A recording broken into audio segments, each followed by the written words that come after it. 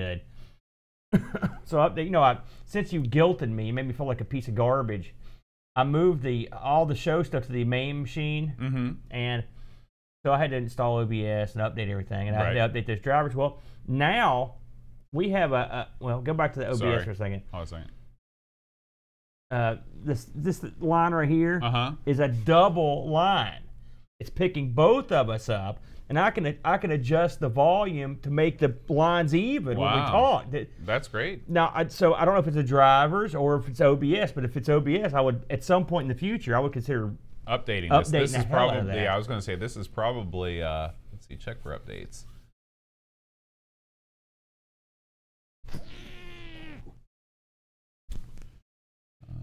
Man, I watched some wacky. Hey, Michael. Hey, Alec.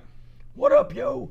I watched a crazy thing of virtual reality today. Did you see watched it. It's funny. Is that why it came? Because it was up there. It gets recommended to everybody I hadn't seen instantly, and so yeah. I hadn't seen it. It is. I couldn't do it. I would be afraid of like long-term eyesight damage. I've laid down in the bed and watched Netflix on it. You know, that's the #1 problem with VR. Is the fact that it's everything you do, it's a pain. Okay, and I gotta sit there cooking with a. Are you kidding me, pal? If I had like these glasses and it was virtual reality and it had like a heads-up display, sort of like Google Glass, then you got something. Right. When you've got gimmicks like this, you know, it's like. Yeah, I noticed that he doesn't have a significant other, or she was not present, because I don't know how well that would go over with somebody else. I wonder how the guy took a piss and stuff. I mean, how could you cook? I'd be afraid to burn down the house. Yeah, I don't know. I think also, why did he close off all the windows? There might be some kayfabe involved in you that. think? Yes. Nice use of the vocabulary. Kayfabe and then kayfabed it. I am a drop dead handsome man. You are. Michael, I hope that you have a great evening. We'll be back, or this will go up Monday for Amigos, and tonight. Look at this guy. I've been listening to him all day. I never heard of him. I hadn't either, but it's like 80s Japanese disco. It's fantastic. Let's hear some of that. Oh, you can't do it. It'll screw it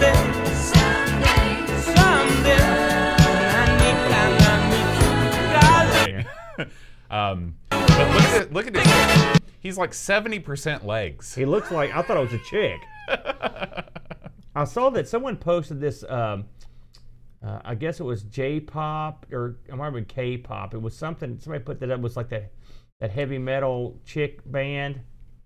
It was in I must have missed that in the Funky Tunes. Yeah. My first inclination when I see good-looking Japanese girls is to wonder their age.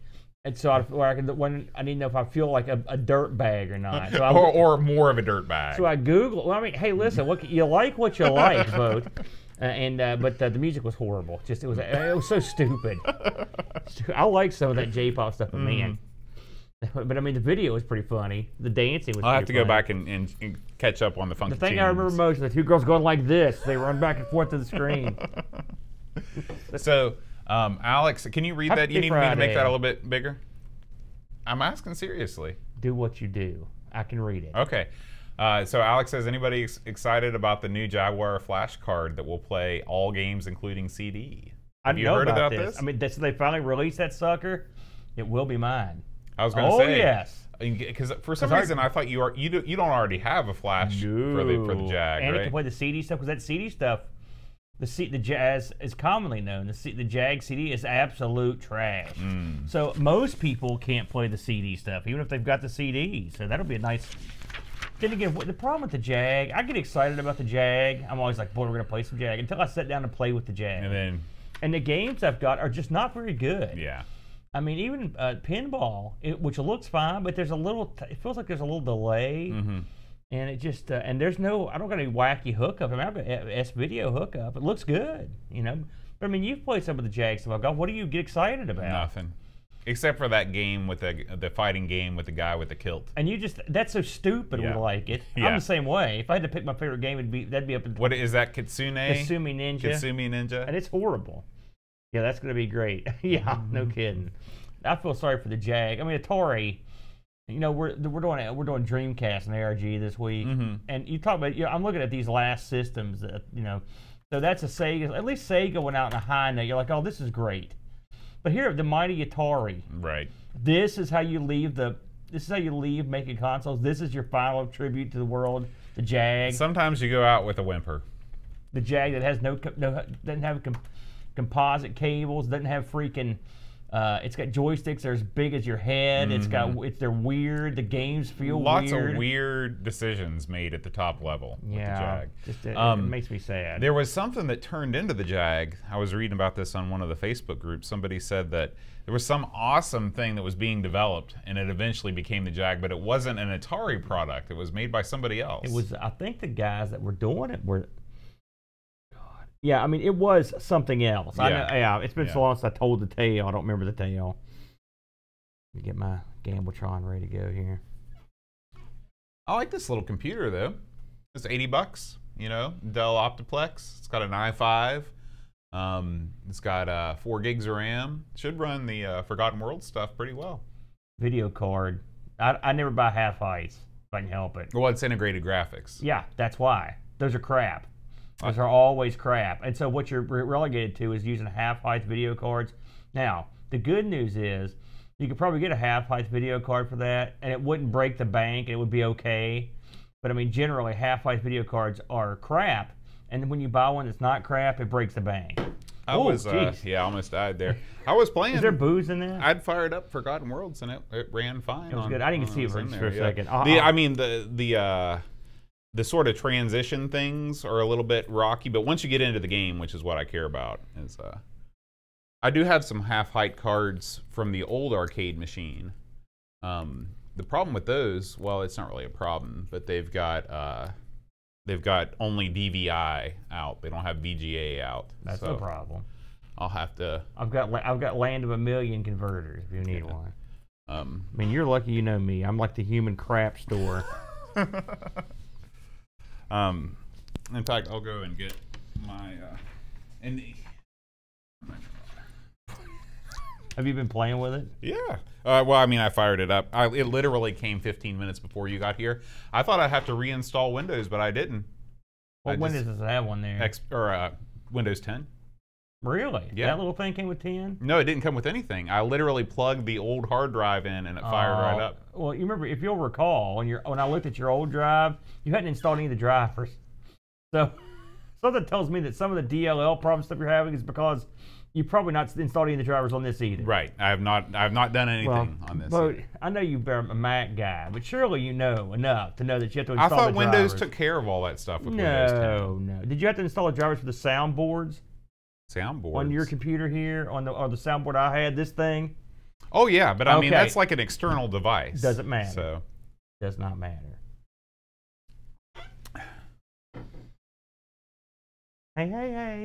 Oh, don't worry, Pixels. Pix is a rerun fan. We are masters of the Robin Hood. Oh. Trust me, Robin Hood took from me and gave to the people that were even worse off than me. What was the name of the that horrible Star Wars fighting game? Like it was like Masters of Terrakasi or something like that. Terracotta. It was no good. I mean, where would you put that in the pantheon with One Must Fall? You know, I had, for some reason, I had something playing and it came, and that DOS show came up and it was on. Mm-hmm. And every time, I've heard that thing a million times now, and every time I hear it and you badmouth One Must Fall, I just want to reach to the screen and throttle you because you have no idea what you're talking about. None. That game is so far above most games, it's unbelievable. Remember how you were talking about how you were talking about some fighting game on Discord, and you were like, that sort of thing was acceptable to us back then. Yeah. And I was like, there you go. We were fighting. It was 4D boxing. Right. And it's the same thing with One Must Fall, right? It's not. That sort of crap was accepted back in the day among the PC fighting games. You've never played the game. You've never once played the game. Never. Okay. Never. No, sad. You said something else I like about that video, and you... The very first game we do is SimCity. It's like, Bo, what do you know about SimCity? And I remember how pissed off you got. And it's edited out. But right before the edit, I could see you go... I'm like, this is where his head exploded. Because you told me, you're like, I'm going to run the show. No, you just have to No, what you said is, don't ask me any questions. Right. I don't know nothing. But I knew that you knew about SimCity. So while you were appalled that I asked you, like, oh, You went off script. You left the reservation. listen, I don't use a script. I keep telling you that. I like it loose. I'm like the PR guy for this show. No script. It just you just let it flow like the Force. Okay. Midichlorians and stuff. Side updates, Amiga news. I've got the. It looks like we just had one on the one. It looks like DC put up or DK put up one new thing. But you did. I will say this is a. You ever played Future War? I'm surprised we haven't covered that yet. Is that a Bond film? No, it's it's the same guys that did the Stealth Affair from the last article he did. He's going through all those Bond games. The Future War is just it's sort of like a adventure game. It looks like the Spielberg spaceship. Da, da, da, da, da. What's the name of that movie? Close Encounters. Of the Third Kind. Right.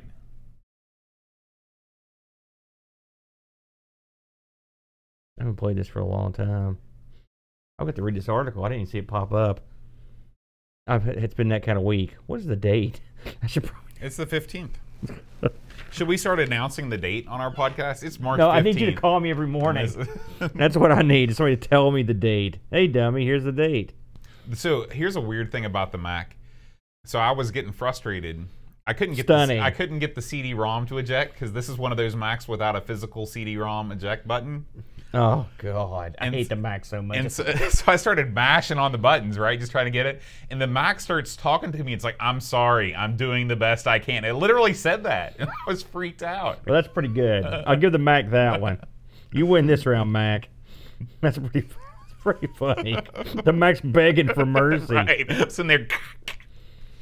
I mean, I can only imagine how many of these things got broken in half. Oh. Most people that can afford Macs were smart enough not to destroy their own Mac. That's true. That's the one thing about it. Now, let me see here, Boatster. This week, there's been a lot of stuff this week. Okay, so that was last week. So we could talk about our post-show chaos battle. Did you post that? You did. It's here. And that was awesome. I've played, in fact, tonight, I can tell you when I get home, 8-player chaos spectacular with my kid. He's been waiting all day. God, we really. I'll tell you what, we covered the hell out of chaos. We did. We put that one to bed. It's amazing how when we play a game we like, we play it more. So so we got the cartridge copier video, if anybody cares. ARG,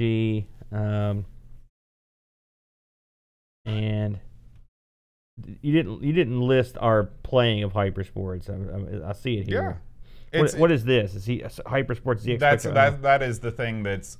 It says it's unlisted, but I guess it's. Oh no, it's still unlisted. I guess we can just see it on here. That's what we use for the video for the show. Okay, and who posted this little beauty? That's Chris Folds. Wacky darts? Mm-hmm. That seems like a bad idea. Because when I think wacky darts, I think about having a few puffs, maybe have about 10 drinks, and just woohoo! It's wacky until somebody dies. You remember that bit in Young Frankenstein? You ever seen Young Frankenstein? Don't say you haven't seen it. I think maybe. It's no, like, you haven't. If you'd seen it, you'd remembered it. Is that like Frankenweenie? No, Mel Brooks. It's got the dog. Mel Brooks. You Young Frankenstein. Mel Brooks. Is that Yahoo Serious, right? You just pissed me off, bud. I'm not going to talk to you now. What was... You're just trying to make me mad. No, Young Frankenstein was Yahoo You're Serious. thinking Young Einstein, oh. You idiot. I'm talking freaking Young Frankenstein. You know what I'm talking about. It's black and white. That's right. Yeah. Have you seen it? I don't know if I've seen that or Frankenweenie. No, Frankenweenie. You're just pushing my buttons. No, they're both black and white. One's about a dog. No. What about Frankenhooker? Have you seen that? You're just making stuff up No, that's now. a real movie. If we're going to play games here, let's get dirty. Frankenhooker, real movie. It's not a porno. What is it? I've not seen it. I just know about it. So anyway. There's a bit in Young Frankenstein where these two guys are playing darts. It's Gene Wilder and this German guy. And this German guy has a wooden arm. Mm-hmm. Does that ring a bell? I don't know that I've seen this film. Man, you've got to see this. It's not violent or anything. Okay. Or sexy. There's no cussing in it.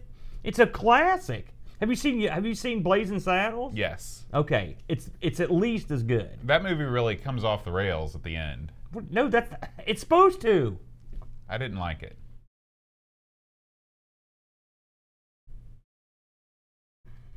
I'm glad we're not recording this. What? Am I not allowed to like? No, I need a few minutes to. No, you cannot not like that movie. Forbidden. What about Airplane? You cannot not like that movie either. No, Is that also Mel Brooks? No, that's the Zuckers, the Zucker brothers, is that the National and Jim Lampoon Abrams. guys? No. How do you make these connections in your mind? I mean, just because it's a comedy doesn't mean the same guys made it. Yeah, I guess. Like, who made Clerks? Was that Mel Brooks? No. But it's a comedy. Kind of. Well, I'm just saying. I just made a wacky boat connection right there. Right? Die Hard, it's the exact same movie series as Jurassic Park. Why? It's got a heroic hero that shoots a gun. Well, that's the boat connection. It doesn't make any sense. It's just like you're grabbing topics out of the air and putting them in a blender. I don't think so. Like, for me, Airplane and Naked Gun. Well, it's Leslie Nielsen is in both of them, right? They were done by the same people, more or less. Yes. Okay. So maybe I was thinking about that when I made that comparison. Yes. But I can't remember what I was talking about. It doesn't matter. Screw this. Let's go. I'm just absolutely appalled. Please watch that movie. Young Frankenstein? Yes, okay. Please. All right, you ready to start the show? Is there anything weird going? We doing anything? Do you have feedback? Weird stuff? Anything I need to know about? So we're going to do feedback at the end of the show. Because there's not a lot of there's not like a lot of wacky, juicy trivia or anything. This is pretty straight up, And my experience in this were not very. Well, I mean, I don't have a lot to say. It's basic stuff, but nothing like. So hopefully you got some cooking. Okay, sounds good. Let me move my Gambletron here. I guess I need. Let me hold a second. Okay.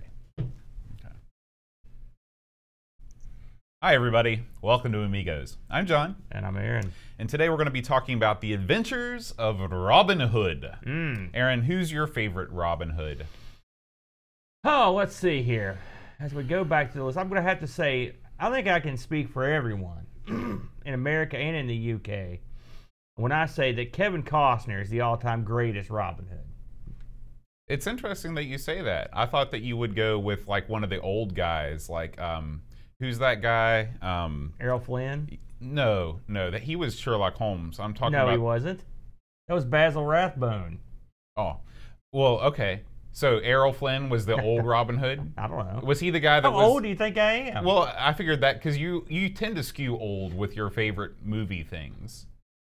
He was the guy that swung from the chandelier and all that, right? What are you saying? I'm old movie guy because I'm old? That's what you're implying. No, well, Errol Flynn was the swashbuckling sword guy. Yeah. So you prefer Kevin Costner to him? No. Kevin Costner is the all-time worst Robin Hood. I was trying to be amusing. Oh, it was a joke. But I forgot that you've never seen any movies. Why did I forget that after the pre-show commentary we just had? What was I thinking? No, I don't really have a Robin Hood. I'm trying to think if I've ever seen a Robin Hood movie that I thought was any good. My favorite Robin Hood movie is the Disney one with the fox. That's the best one, I would say. I really like that, and I still sing the songs in my head from time to time, especially about the Nottingham. About every town has its ups and downs. Yeah. When I used to meet people from Nottingham, like Ravi, that's in when England, that's when you. I would launch into it. They would have no idea what I was singing. Probably not. Even if they knew the song. Yeah. Now, what's the all-time worst Robin Hood related thing you've seen? I saw that Men in Tights movie. That is correct. And I love it. We just talked about Mel Brooks before the show started, and I love Mel Brooks. I knew that even having not seen the other Robin Hood, the Kevin Costner one, that they were sort of doing a takeoff on that, but I couldn't understand the jokes because I hadn't seen the other one. Yeah, no one should. The Kevin Costner thing was an abomination. It was an insult to Robin Hood fans. And what's wrong with it? It's just he's horrible. Kevin Costner is the worst, best actor I've ever seen. If you've ever seen... and I know you, but have you ever seen Dances with Wolves? Dancing with Wolves. It's the Indian one. Well, it's a frontier film, right? And he got all kinds of awards, and he's absolutely a horrible actor. Was he also in The Last Samurai? No, I don't know. I think that had Tom Cruise. Okay. But did you ever see Bull Durham? No, but I've heard that that's supposed to be good, right? He's fine in that. Yeah. So I don't know what's going on. I'd like to see. That's a baseball film. That's right. I'd like to see that. It's good. Yeah. But Men in Tights, I was excited to see it because it was Mel Brooks, and Mel Brooks has a lot of good movies. Mm-hmm. But this was the dark ages of Mel Brooks. This is where it began because it starts off with a horrible rap, not good. and goes downhill from there. And the humor, I mean, there's a couple of parts you're like, now, it was a lot better than Dracula Dead and Loving It. I will say that. And that movie had Leslie Nielsen, and it had an all-star cast, and it was dreadful. So Mel Brooks went down the tubes, but that is probably my least favorite Robin Hood movie, just because someone great directed it and it still tanked. Was Hot Shots Mel Brooks? No, that was some of the guys that worked on Airplane and Naked Gun. Okay. Yeah. So yeah, so I guess we don't have anything good to say about Robin Hood. And there's probably a real awesome Robin Hood movie that we're forgetting, but if I haven't seen it. Yeah. You know. So, yeah, I know that. I think Guy Ritchie did a Robin Hood flick. What's he known for? Lock, Stock, and Two Smoking Barrels, and stuff you've never seen because it's mega violent. All right. Well, I guess since there are no good Robin Hood movies, put the boost to Robin Hood. I mean, what are you gonna do? Somebody make a good one. You know what's bad? Robin Hood movies. You know what's good? What's going on our site, Aaron? Bow. What's going on this week on everythingamiga.com? Right on. So we had one big wacky article this week, again from our resident writing master, the Dreamcatcher. And this time out, he takes a look at a game called Future Wars. Yeah. Now I'm looking at if you're watching the video version right now, that looks just like the spaceship from Close Encounters. Is it supposed to be? Listen, let's ponder this. What is a flying saucer? I guess there's really not. It's a big round gimmick with some lights underneath the gimmicky part. Yeah, and that's what that looks like. They all look the same. Touche. You know? And the thing is, if you say, "Look, I saw a UFO," and people are like, "What's it look like?" and you say, "Like it was jagged, like a starfish," they're gonna be like, "You didn't see jack squat. If that sucker ain't round, you're lying." That's true. You know, I never believe people who don't see round flying saucers. Have you ever seen anyone say, "I saw a UFO was shaped like a teddy bear"? Or right. Something? No one's saying that. No one's saying that, even if it's true. So yeah, this is the game that this thing comes from. This is that poster that you've got in your wall. This is the game that thing comes from. Yeah. Don't you have a poster of this in your bedroom? No. You think everything is that. That's some kind of famous art. That's art. I'm an art collector, Boat. I don't just take screen grabs and stick them up on a wall like a ham and egger. Now, if it's game fronts, I'll put those up there. But no, but I mean, the art in this is tremendous. This is Delphine Software, and this was I've actually played this game. For one of all the Dreamcatcher games, this is what I've actually played way back. I haven't played it forever, but I remember liking it quite a bit. You know, it's sort of an adventure, like hunt around type game, point and click sort of deal. It's pretty cool game. So if you're into that sort of thing, of course, this just popped up. I haven't seen this one yet. So if you, but hey, DK always gets it done. I see he's talked about some other games, and I believe is that from Cruise for a Corpse? Yep. Yeah. So that game, for some reason, it sticks in my mind since we covered it all those years ago, because it was an unusual game. It was. And the idea of a murder mystery like that was interesting, but it had so many fundamental flaws. So anyway, it has nothing to do with this. So yeah, go check that out. Pop over to our site and give that a whirl. What's been going on over on the YouTube? We actually put some stuff up this week, and some of our good buddies did. Hey there, good buddy. You know, whatever happened to CBs? You remember those? Yeah, I used to have a CB. You had one? Yeah. You're kidding me. What was your CB handle? I didn't. You know what I did with my CB? I used to. I'm afraid to ask. I used to walk around my backyard. It was a portable one. Yeah. And I used to just do radio check, and then people would be like, "Your radio's fine, bud."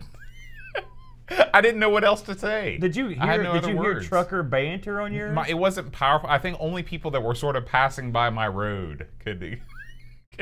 So it was a strange time. I was a lonely child. Let me ask you, how often did you do this? It was daily. Daily? You'd walk around the backyard saying sound check? Yep. Radio check, channel 21. You know, the Chud had a full setup with like a 40-foot antenna. Oh my gosh. I could see him in the control room with that thing. He had a nickname and everything. He knew the truckers that would come by. Lord. So anyway, it's completely irrelevant to what we're talking about. We had videos this week. Let's talk about, of course, after the show last week, what did two brave superstars like ourselves do to kill time? Right? What do they do? We sat down and play another game of Chaos. That's what.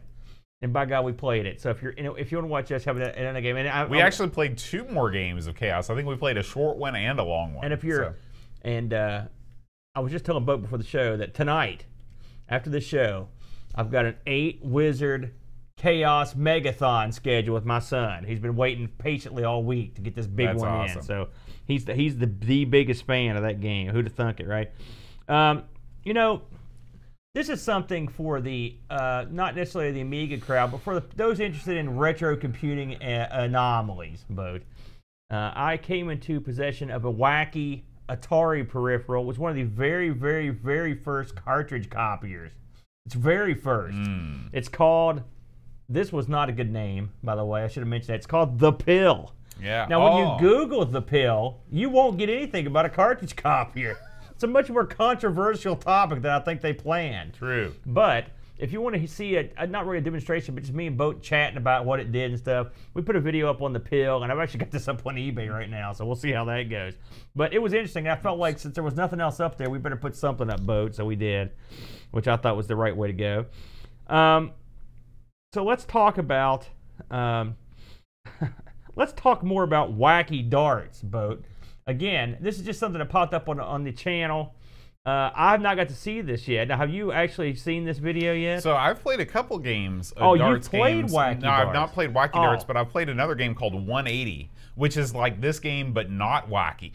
So you have the same sort of throwing mechanism where your hand kind of just drifts along, you know, in an unpredictable way. What was that Amiga dart game we played that had this exact same gimmick? Jockey Wilson. Jockey Wilson, man. God bless How could you that forget? man. Ah, Jockey. This game looks amazing. I'm really hoping that our Sinclair Game Selection Committee, Clive's Club, picks wacky darts for us to play in the future. The bartender has all of her clones. Yeah. It's a wacky place, man. I will say this wacky darts looks like it's got a lot more atmosphere than Jockey's game did. Let's see if we got. Oh, I guess I should talk about what me and the Brent were up to this week on ARG Presents. We took a spin on the TurboGrafx CD / PC Engine CD / Turbo Duo. And on and on and on. There's a million different wacky, like we mentioned on the show, the people that made the TurboGrafx got nothing on, Sega's got nothing on them. These guys were putting out wacky versions of stuff from now till doomsday. We played a game called Poppin' Magic, which is a kind of a puzzle game. And then I had to pick out, because you know I like to pick games that have wacky names, Riot Zone. And Riot Zone was a hideous disaster. So if you want to see just the dirt worst. Just the dirt worst. Tune in. That's what you can check out. I think, have I missed? Does that sound like I've caught everything there, Boaster? I think that's everything. So yeah, so now this week I actually have a couple of things finally lined up. So I'm hoping this week can finish the production on them up, and they're Amiga related. I'll surprise you when they come out. But that's all I got, Bo. All right, cool. Well, this has been an amazing week in the world of the rolling stock of the gamble train. It's been a full carload of news. Oh, good. Yeah. As it rumbles along the land, it's time to talk about this week's Amiga news. This is Scene World, Aaron, our first story. Scene World is the world's only C64 NTSC and PAL disc mag, okay? And they've got a podcast. Wacky. Yeah, and they've got a podcast. And podcast number 60 features our buddy, Amiga Bill, and Anthony, the Guru Meditation. So if you dig those guys, and everybody that's into the Amiga scene loves the Guru Meditation. They're everywhere. Yeah, they're sort of the mascots of. I was at the store picking up some Kraft pizza cheese. Right there on the cover, there's Amiga Bill dancing. Right. I don't know how he did it. He's working there. You know, he's every dog food. They're on everything. Every time I look at a podcast, they're everywhere. Yeah, so if you want to check out what's new with the Guru Meditation and what they're doing in the Amiga world, you can check out Scene World, podcast episode 60. I'm convinced Bill has several clones that work nonstop, scouring the globe. Now, this next story is not really news, but it's something that I'd never seen before, okay? So you have a Gotek floppy emulator on your Amiga 600, right? I got two of these bad boys. You got one on both the 600 and the 1200? Correctamundo. Okay. Now, this is called the Ultimate Solution for Mounting Gotek Drive. Catchy name. I know where you're going here. This is a false disc that sticks under the Gotek little LED readout that makes it look like a floppy drive. Yeah. Have you seen these before? I have seen these. I've seen. I think I was in the Amiga forums, and they had one of these. It's amusing. It's wacky. Now this is. I prefer my solution, but my solution is not as wacky or as cool looking. I just took the little readout thing and just extended the wiring and just stuck it to the front of the case. Yes. So I could see but still the buttons are back there. Where are the buttons on that? Make that huge again. Yeah, we don't know where are the buttons at. Are these the buttons down here? No, that's a USB. Up here? Who knows? It's on there somewhere. Yeah. So that might be more convenient. But yeah, these are for sale on eBay for 18 pounds. That's what is it, about $25? Yeah. $30. And they've sold 24 already according to eBay. So if you're looking for a more aesthetically pleasing Gotek floppy emulator, check this thing out. It's pretty cool. What I like to do, and if I may offer up a suggestion. Sure. What you do is you get you a hacksaw, if you don't have, or a Dremel. That's right, and you just cut into that sucker. Just cut into it. That's right. Cut a big old rectangle. If you're out not and just destroying your sucker. case, you've done it wrong. If I'm not doing it, then the cat is. The case is getting wrecked, son. All right, now Aaron, this next story is going to be of particular interest to you because you are a fan of It Came from the Desert. Yeah, sure. Some guy is making a new version of It Came from the Desert. Okay? Oh, okay, yeah. And this is a fully 3D realized world. You're kidding This me. is created in, I don't know if it's Unity or if it's something else, but look. That's The Office. It's The Office. Does it have anything with the ants? That's what I want to see. This, I don't think that they've gotten to the ants yet, Yeah. but check this out. I mean, isn't that cool that they've recreated the game? Obviously, they're still working on the character models. Remember, now I wonder if they're going to do anything to actually enhance the game. Because remember when we played this, we said this multiple times during our play. It's like, man, if someone got in there and really changed it up and you've got CD technology that had more It's the same thing I always say. If CinemaWare had actually made a game, it would have been great. There it is. Oh, there it is, yeah. Ant shooting. That's what I want to say. Real-time follow-up. There's a new... there's a new devlog. Ant shooting minigame. So this... Oh, yeah. Oh, man, that looks great. Man, then you got the antenna. Yeah. There it is. He killed it. I wonder what happens in real life if you clip the antennas off of they just fall over like that, you think? That's how I do it. Is that you do it? Yeah. You're the kind of kid that got the magnifying glass out, aren't you? Went after the anthill. I'm never cruel to animals. All right, let's move on to Commodore and Amiga magazine. This is K&A Plus. Aaron, we've talked about this magazine before. Commodore. This is straight out of Poland. In Poland, the Commodore was called the Commodore with a K, and that's why this magazine was called K&A Plus. So it's not Komodo. I wondered. Well, it could be like the dragon. Yeah, Komodo. Maybe that was a factor. It's a pretty good name. It Komodo, except for the commode. This is probably the best quality. We have tons of people that send us issues of various magazines, print magazines for the Amiga. I love it. I'd have to say that K&A is the most professionally produced. The thickness of the paper is unlike any other magazine. I mean, it's just such a high quality thing. And these things are super, super cheap. It's less than $10 for one of these magazines.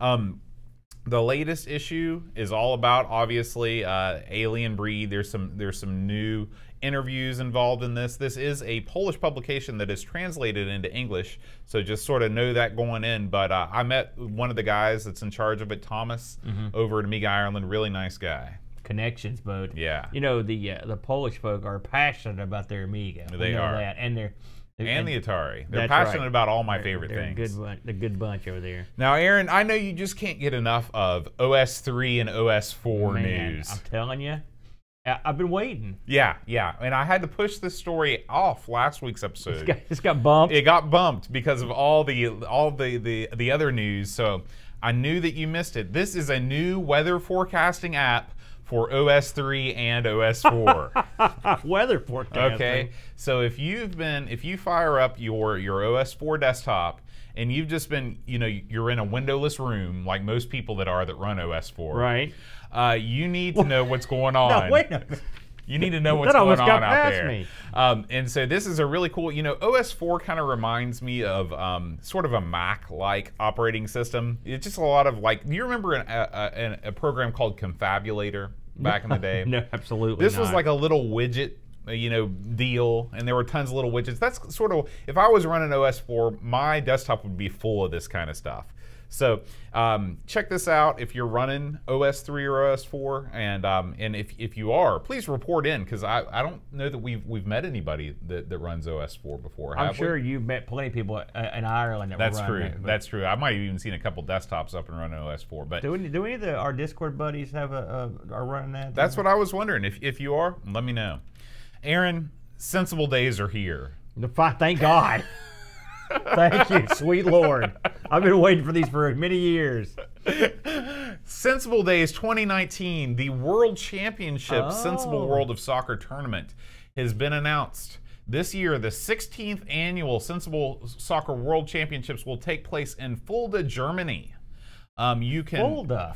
I don't think I've ever heard of that town. Me neither. This is July 27th and 28th. Register now to get early bird pricing. I bet there's some crazy partying going on at this thing. Or you've got the main event, but then you've got the auxiliary, the secondary stuff going on. I bet it's just. I bet there's some wacky darts at that. Too, absolutely, the real deal. So I'm hoping that there's some sort of a live stream of something of this year, because I want to see what the world tippity top Sensible Soccer players look like. I think Pixels, our buddy Pixels Adon, did really well over at Amiga Ireland. He should enter this thing. I think he could probably walk away with the trophy. Do you see down there? Look at the all weekend pass right there. Does that say 125 euros? 125 euros gets you in the door, 3 nights, a bed in one of the nice rooms, a total of 8 meals, free soft drinks during meals, and both tournament fees included. That's a heck of a deal.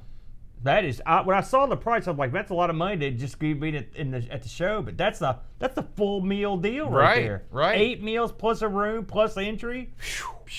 Nothing like that going on around here. If I was anywhere here. near Fuelma or wherever this was, I'm horrible at this game.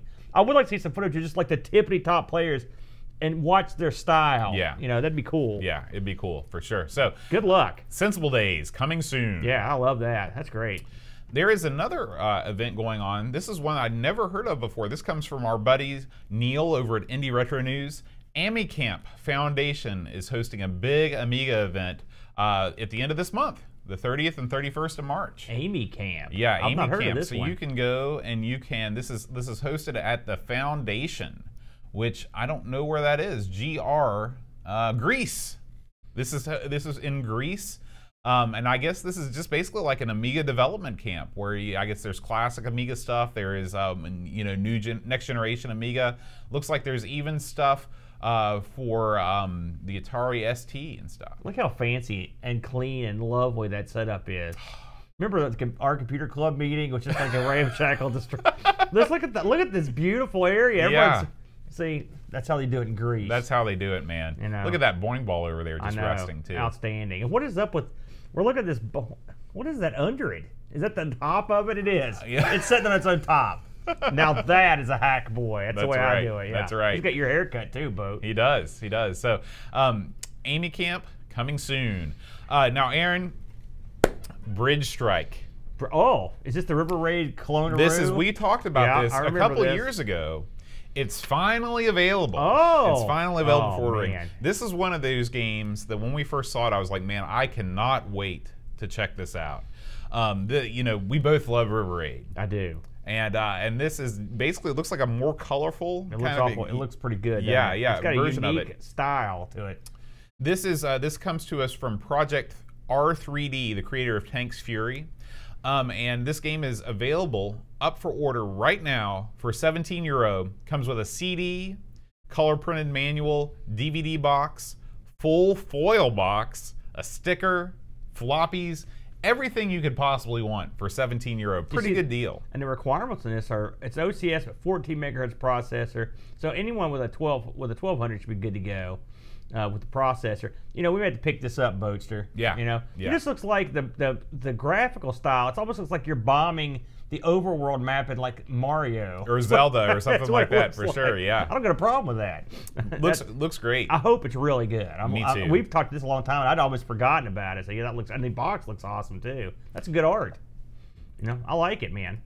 And finally, this is coming just today. Pixels at Dawn posted this in our Discord. Trap Runner, which we talked about a couple weeks ago, is finally being released in its boxed version. So for €15, you can check that out. This is a platform sort of puzzle game. Very popular. Amiga Bill, who's with us in the chat right now, did a big stream with Trap Runner and some other games that he was lucky enough to receive. So if you haven't checked it out, make sure you check out his stream. Trap Runner is available in box right now. I've got one little additional piece of news. Ooh, I've been in do tell. I've been in contact with a fellow named Matthew, who is basically the guy that's taking care of that Amiga Power magazine soundtrack that we talked about a while back. Yeah. He got word to me this week that the launch date on the Kickstarter is going to be Friday, March 29th. All right. Now, first of all, this guy's a super nice guy. I've been talking to him. He's a real. Is it Amiga Power? Is that? Yeah, Amiga Power. Yeah, that's it. Yeah. I was trying to look it up real quick. I was unable to. It's got a bunch. It's got a bunch of interesting artists in it. A lot of luminaries in the Amiga field. Well, we covered this a while back, but and he's not asking for a ton of cash either. So I mean, it looks like a good tight Kickstarter. I think it's going to easily get funded if you want the truth. I don't think they're going to have any problems. But give this guy your support. The gimmick on this thing is because I looked over the Kickstarter video that is up here to get it fired up. And the one thing I wondered, and me and Bo actually talked to this, and we talked about this the first time, was what's the connection between a magazine and a soundtrack? I was like, that's weird, And of course, neither one of us are super familiar with Amiga Power. I mean, I used to get it back in the day occasionally, but that kind of stuff, you can see it once in a blue moon in the States. What he did was he got together with a bunch of the people that worked at Amiga Power, and they helped select the tunes that are in it. There's also a booklet that's going to be involved that they worked on. I mean, it looks nice. I mean, it looks like a sharp collection of tunes and the literature that comes along with it. So I think it's going to be an awesome Kickstarter event. And I think I looked at some of the stuff he's giving away as to motivate people to put in the money. It looks good. Awesome. And so we'll cover this one the day it comes out, but I would just a heads up early warning that March 29th that Kickstarter will be kicking off. Yeah. So that's great. All right, Aaron, it's time to travel to Sherwood Forest and explore the adventures of Robin Hood. Okie dokie. So, Robin Hood. I'd never heard of this one. It's another one I never heard of this game. Never heard of this before in my life. And so what I thought it was when they first picked it. I knew that there had been this kind of wacky sequel to Defender of the Crown, and I was like, man, maybe that's what this is. And but I didn't know. But I've never even heard of that. Well, it's wacky. This is not what this is. So, The Adventures of Robin Hood. Now, this came out in '91. It shipped on just one disc, which is actually rather surprising. And the publisher of this was Millennium. All right, Millennium. Now, nice, beautiful. I do all kinds of Robbie Williams. That's not good. That's not. I don't know who that is. So there you go. Now, this is an interesting game in that it came over. As far as I could tell, this came over from the PC to the Amiga. The original coder on the PC was Steve Grand. The guy that helped bring this over was a guy named Alan McCarthy. And I looked at the PC version as well. And I'll get that in a minute. So it's one disc. It works on any of the Amigas, and the way this game would be summarized would be an isometric adventure game. I don't think I've ever played a game that's like this. Can you think? I mean, now this looks like something that would come right off the Spectrum to me. They've got a lot of those isometric. Oh, okay, the viewpoint. Yeah, that's right. Yeah. I don't mean graphically, but I mean the way it's set up. This also, as I mentioned, got ported over to the Atari ST, and of course it had a DOS port. So let's try to describe this game. If you've ever played Populous, which is the first game that came to mind, Populous, where you play on that storybook, and it's got that side isometric view. Yeah. This game, if you picture just the actual play field without the book, and then in the background put some trees, for example, like some just like background, you would have what this game looks like. The characters in it are sort of like Cincy soccer guys or cannon fodder guys. They're real tiny guys that live on this little square of land. Now, unlike these other games, well, I mean, I guess sort of like it, but the whole square scrolls along. I mean, basically, help me out here, bud. How would you explain how this moves? Yeah, it's very unusual. As you move to one of the sides of the square, the scenery sort of moves with you. Yeah. And the screen, it's not like a flip scrolling thing where you get to the edge and then all of a sudden it redraws itself. It scrolls along as you walk. Yeah, it's very unusual. I don't think I've ever seen any game like it. I'm assuming there are some on the Spectrum that would do this, but I've never seen them. You mean on the Amiga? No, I mean on the Spectrum. This game reminds me of something that I would expect to see in a Spectrum game. I've never seen this on the Amiga or anything else. So what's the gimmick in this game? Well, you play Robin Hood. The game starts off with Robin. He's in his castle and he basically says, "I'm bored. So where's my bard or whatever? Let's go outside. We're gonna have a dance." So he goes outside with his bard and a couple of his lackeys, and they go out in front of the castle, and some townspeople and merchants show up, and he's like, "Yeah, get to dancing." And they do this jig. I love it. I love it. Yeah, the music kicks up. And the music kicks up, and the guy's playing. And then right in the middle of the ballyhoo, here comes the sheriff of Nottingham, that jerk. He always a jerk. He rolls up. He's like, "Listen, Robin of Locksley, you're gone. We're booting you out. You're out of your own castle." And Robin goes, "My townspeople won't allow it." And the townspeople all leave. It's hilarious, actually. He goes, "My merchants won't allow me to be taken." And the merchants go like, "I got to go somewhere else." Right. They literally say that. They walk off. And Robin's like, "Son of a gun." So basically, the sheriff just takes the castle, and Robin's sitting on the outside. And that's where you start. Right. Loser Robin. Everyone's lost faith in him.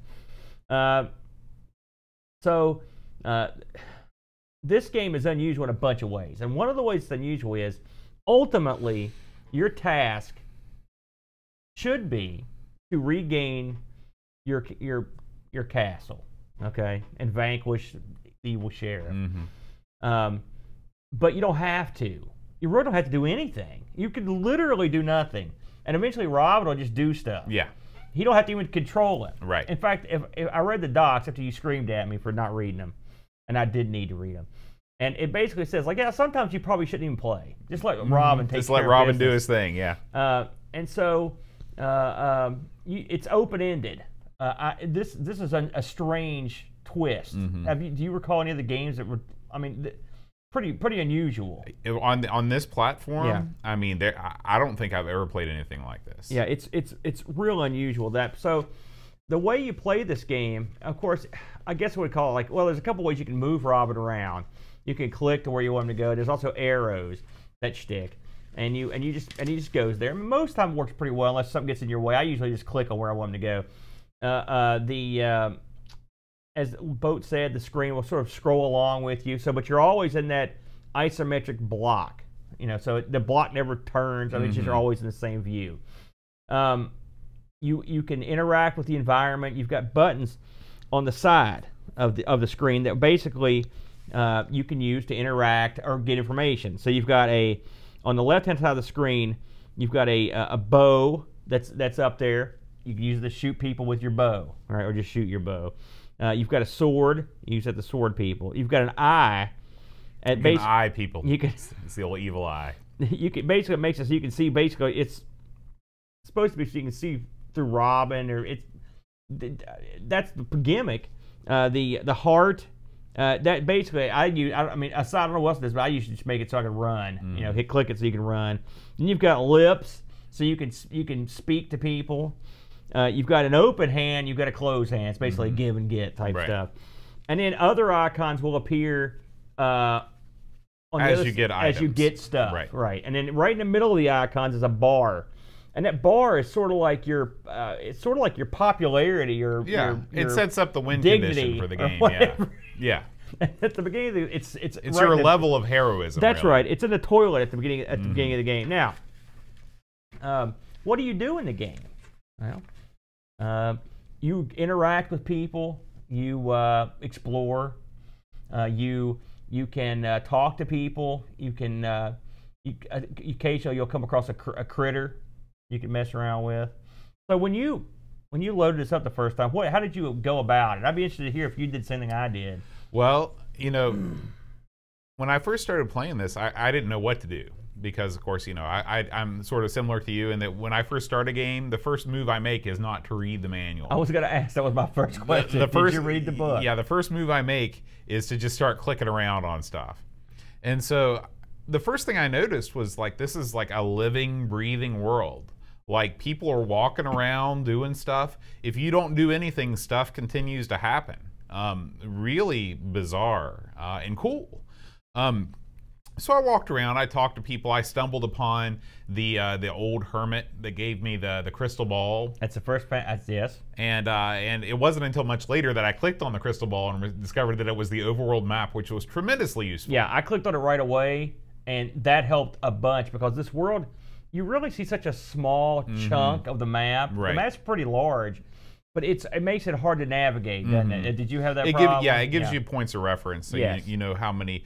Then I gave some money to a woman, and she was like, "Thank you, Robin." And then my thing shot up, my heroism meter, and that was cool. Then I started killing people just wantonly with the bow, and I got hung, and I died. Yes. Yes. So that was how I started out playing this game. The first thing I did was the very, very first thing I did was I went back in the castle and then got smacked around. And then I tried to kill a guard and I got hung as well.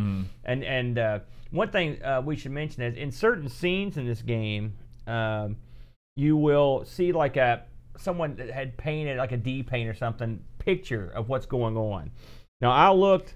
All the ones I saw, and I also watched the playthrough. So I got as far as I could, and then I watched the playthrough. There's you see one at your death. You see when someone's been hung, you can see it. There's a picture. If you're set, there's a scene where you set by the fire, or you can if you want, and it has like a kind of an atmospheric picture, which is nice. Then I know there's one when you win, and one at the end where you kiss the girl. Those are the ones I saw. There could be more. So that was a nice touch. I mean, I would like to see more of that, but it was still pretty cool. It gives a little bit of atmosphere. The overhead map, you got to have it, otherwise you're boned. So I will admit, after I got killed a couple times, I looked at some of the comments on Lemon, and someone mentioned that you should go up to the upper left immediately to meet the priest that will give you the thing that lets you see the overhead map. Otherwise, you're screwed. I mean, I couldn't have. That helped a lot because I was not enjoying the game at that point. I was confused a lot. There's a dragon in this game. The dragon can kill you. Yeah. You can also help the dragon. You can retrieve a thorn from its paw. You can. It teaches you how to breathe fire. Yeah. What you need at the end of the game to kill the sheriff. I guess you don't need it, but you can use it if you want to. You can also use it to kill the dragon. You can turn its own weapons against it. Think about that. So, did you do that? No, but I saw it in the playthrough. Okay. What a jerk. There are seasons in this game. It's like freaking Animal Crossing. Well, you can. I mean, are you going to poo-poo the seasons? No, but I mean, I didn't see it wasn't. It didn't. To me, it didn't seem like there was a massive. You didn't watch the playthrough. I didn't. So when the seasons change, the ground is covered with snow. Yes, I hated that. I mean, like the whole environment changes. Well, I mean, but I didn't see it. It didn't really affect. I couldn't see any way it affected the game. Or maybe. Well, are you going to go out like Christmas caroling at wintertime with Robin? I mean, you're asking a lot here, man. I'm just saying. It was a cute little gimmick, and also I will say with the snow, I hated because it made everything much harder to see. That's and true. You can't deny that. That's true. So it was a cute idea. Listen, I'm not poo-pooing the seasons. I'm just saying I didn't like the snow. And when the seasons change, there's another little cut scene, you know, another little depaint type of thing. And the funny thing is, the seasons can change right when in the middle of something happening. Right. And so it's like, bam, spring is here, and you're in the middle of a battle or you're running from something. It's just like everything keeps right on going. Yeah. This game incorporates all of the folk that you know from the Robin Hood universe, in addition to the Sheriff of Nottingham and the general mass of merry men that you assemble. There is Little John, Will Scarlet, Friar Tuck, right, Maid Marian. Yeah. So they're all here. This game reminds me of another game that I played much later on the PC, probably 10 years after this came out, maybe not quite 10 years, called Gangsters. Have you ever heard of this game before? No. So this game, you control basically a group of mafioso in this same kind of isometric world. Really? Yeah, it's a crazy game. I remember looking at it at Babbage's just for like a year before I bought it, just thinking, man, this looks so cool. It's kind of like a theme park of skullduggery, where you know you can you shake people down, you build your empire. Why would you go to this theme park? I want to get fleeced today. But that was what I thought of mostly when I played. But I even think this game, even more than that, has more stuff that kind of happens just procedural is the wrong word, but that happens without you having to do anything. You know? Yeah, people just they mill around, they do stuff. Yeah, occasionally you'll get like a. One thing this game does, I guess, it's already, it doesn't move along the script, but it makes sense. Occasionally, like you'll hear some trumpets, and there'll be an announcement at the castle, and you go back, and it'll be the jerk sheriff coming out to tell you what new jerk thing he did. Like sometimes, like I remember one, he's like, yeah, no one can hunt but me and the king. That was one. He'll raise your taxes is another one. He's a jerk. Right. Anyone that likes Robin Hood, dead. His friends dead. His family dead. Right. Usually I took those opportunities to shoot the sheriff after he delivered those proclamations. I got hung a lot in this game. I will say, Robin is a much better archer than he is a swordsman. That's very true. If you try to go toe-to-toe with anybody sword-wise, you generally lose. You know, and there is an archery range in this game. Yeah. There's a target, and according to the instructions, practicing archery will improve your skill. I don't know how that works, but that's what the instructions say. Well, you know, there's a screen, the screen you go to where it's got all your save and load and stuff. I guess you do have statistics there. Yeah, yeah. So I know it's funny when there's one scene I went on. There's a long bridge, and you come to this bridge, and a dude won't let you go across it, and you sword fight him, and he beats a tar out of you with his sword. Do you know who that guy becomes? Yeah, it was Little John, and so you end up recruiting him. Yeah. But it's funny how inept the Robin Hood is in some parts of this game, because I mean, basically he gives his I always thought he was sort of taking a dive there to improve Little John's ego so he can more easily recruit him. Now, what did you think of that? I mean, we've talked about the engine of this game. What did you think of the graphics and sound in this thing? I thought the graphics were fine. You know, I thought a lot about how you could possibly make the graphics more detailed while staying within the confines of what the Amiga could do. And I don't know that you could really make the graphics better, but the animation is really the Achilles heel of this game. Everything is so, and it's funny because Lobsterminator just mentioned this in the chat. It's so jerky and choppy. And again, I don't know how, maybe it was just really difficult to animate small, I don't know, because when you look at Lemmings are like 5 sprites tall and they're awesomely animated. I'll look at something like, let me tell you, I'm trying to think of a good example. What was that cyberpunk game that we played? Chaos Syndicate. Engine? Syndicate, yeah. Syndicate does sort of like what this does, and except a million times better graphically and sound-wise. My guess is this, and I mentioned earlier that I had given this a shot on the DOS. You know, I've got my little MS-DOS program I've built up, and so I added this to it to try it out.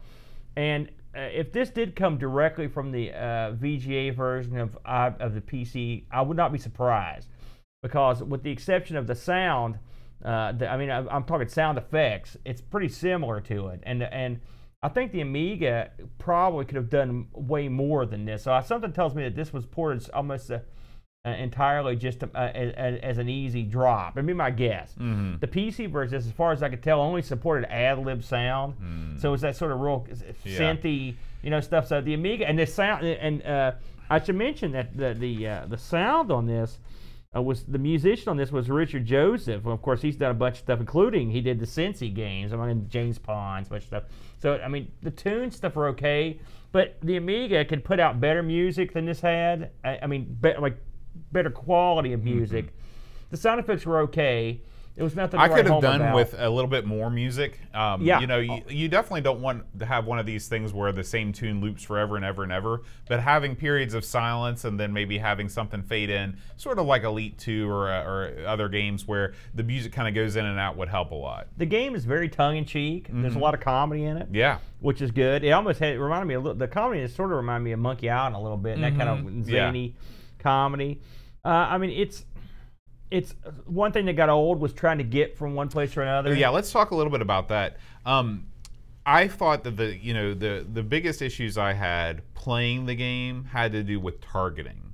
I found it hard to select things, and what would have helped a lot is if they would have just made this a true 16 by 16 grid, overlaid a 16 by 16 grid over top of this, and let you, whenever you'd go to point on something, just select that part of the grid and see the little square. That way you could see where you were. From what I read, and and in me playing it, again, I didn't do great, but I got some merry man at it. Okay, targeting, you just basically what you try to do is shoot in Robin, like basically straight ahead of Robin. Easier said than done. Yes.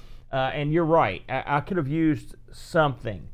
It's funny, even when you target practice, because I went out to the target, it doesn't even look like your arrows even hit the target. It's real bizarre. It is. The shooting in this is hard to follow. The animations are, again, this is another reason I think this came from the PC. It just doesn't have the smoothness that you would think an Amiga game should have. I think your comparison with Syndicate is dead on. If they could have somehow put the Syndicate engine, into this and made this look as good as that, because the Syndicate sprites are even smaller. It would have been really, really cool. Yeah, and I mean, it's not to say that this is, the graphics don't ruin the game, the sound doesn't ruin the game, the music doesn't ruin the game, but it doesn't add any atmosphere to the game. In a game like Robin Hood, when you've got a big time, I mean, when you think Robin Hood, there's certain things that come into your head. And I think when you're talking about the seas and stuff, I think some of the stuff they added was strictly to augment the lack of environmental feeling, and which I like. I mean, at least they made an effort. Yes, there are seasons. Robin Hood has to rest occasionally. Like I said, the thing with the fire is fun.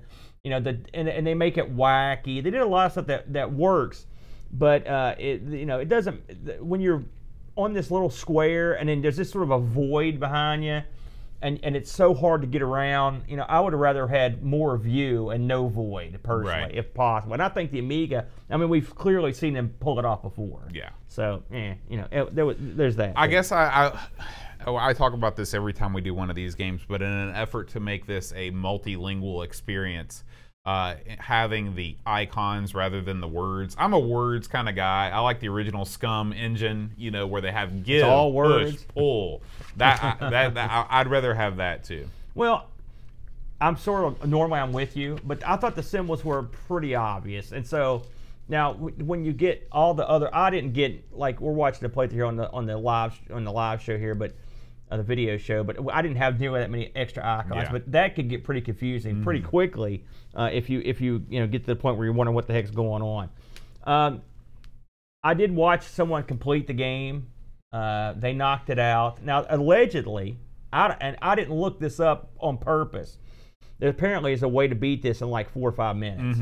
All right, did you look into this? Yeah. So basically, what happens is at the very beginning, you can hide somewhere on the castle grounds where the guards can't see you, or maybe you're even in the castle. And basically, what you do is you emerge from that hiding spot just long enough to shoot one of the sheriff's guards, and then you immediately go back to your hiding spot while they go, ah, and then when they calm down, shoot another one in the back, and then finally you shoot the sheriff. By that time, your heroism meter has gone through the roof, and you beat the game. Well, so there's that. But the game, I watched the fellow go through it, and it's funny. He was going basically down the same path I did. Often when I got in trouble would be doing something stupid, like I'm going to go fight a guard. And especially, I would kick myself. I'd get partial way through the game. I actually tried this out I played this on the actual Amiga this week.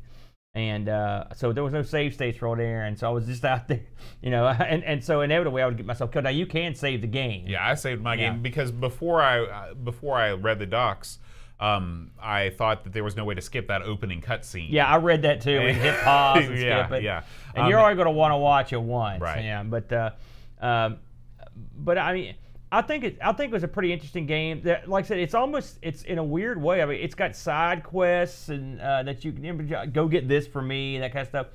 But I mean, I know you could probably the guy I'll watch leisurely beat it in about an hour and 10 minutes or something like that. So I wonder how long you could sit down until you squeezed every drop of juice out of the orange here. But it's certainly unique. It's funny.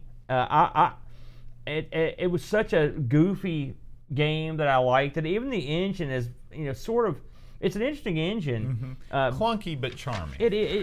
Well, yeah. I mean, you're right. And I was reading about the engine on this. They ended up using the engine again on another game. I'm trying to remember. Oh, it's called Rome AD 92 Pathway to Power. Rome AD 92. Yeah.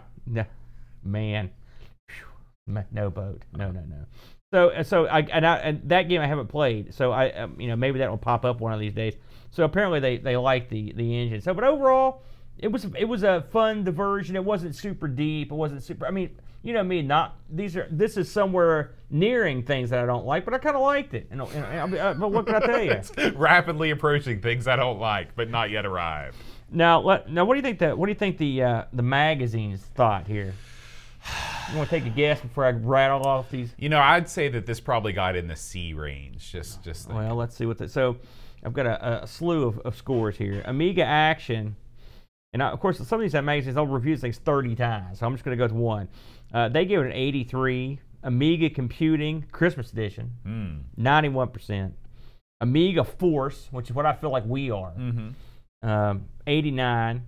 Amiga Format gave it an 80.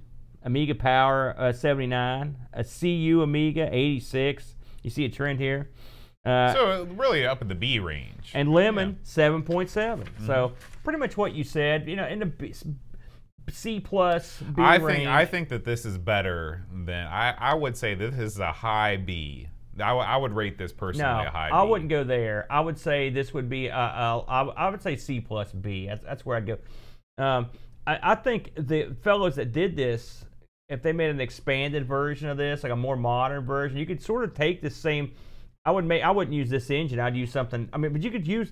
There's nothing. I'm not killing the isometric aspect. It actually is okay, but I wouldn't just keep one little block. I would have it more like Syndicate, where it's like a bigger, the whole screen, bigger area, sure. and I would probably have the overhead map be their standard. I don't think I'd make you go earn that because that's too much to ask. But yeah, overall, I give it a thumbs up. Did you look on eBay? I did.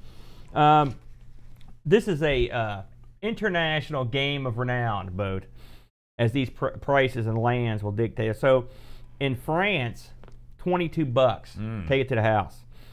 In the UK, $40 takes it to the house, and in Germany, one was sold recently for $32, and Australia had it for $18.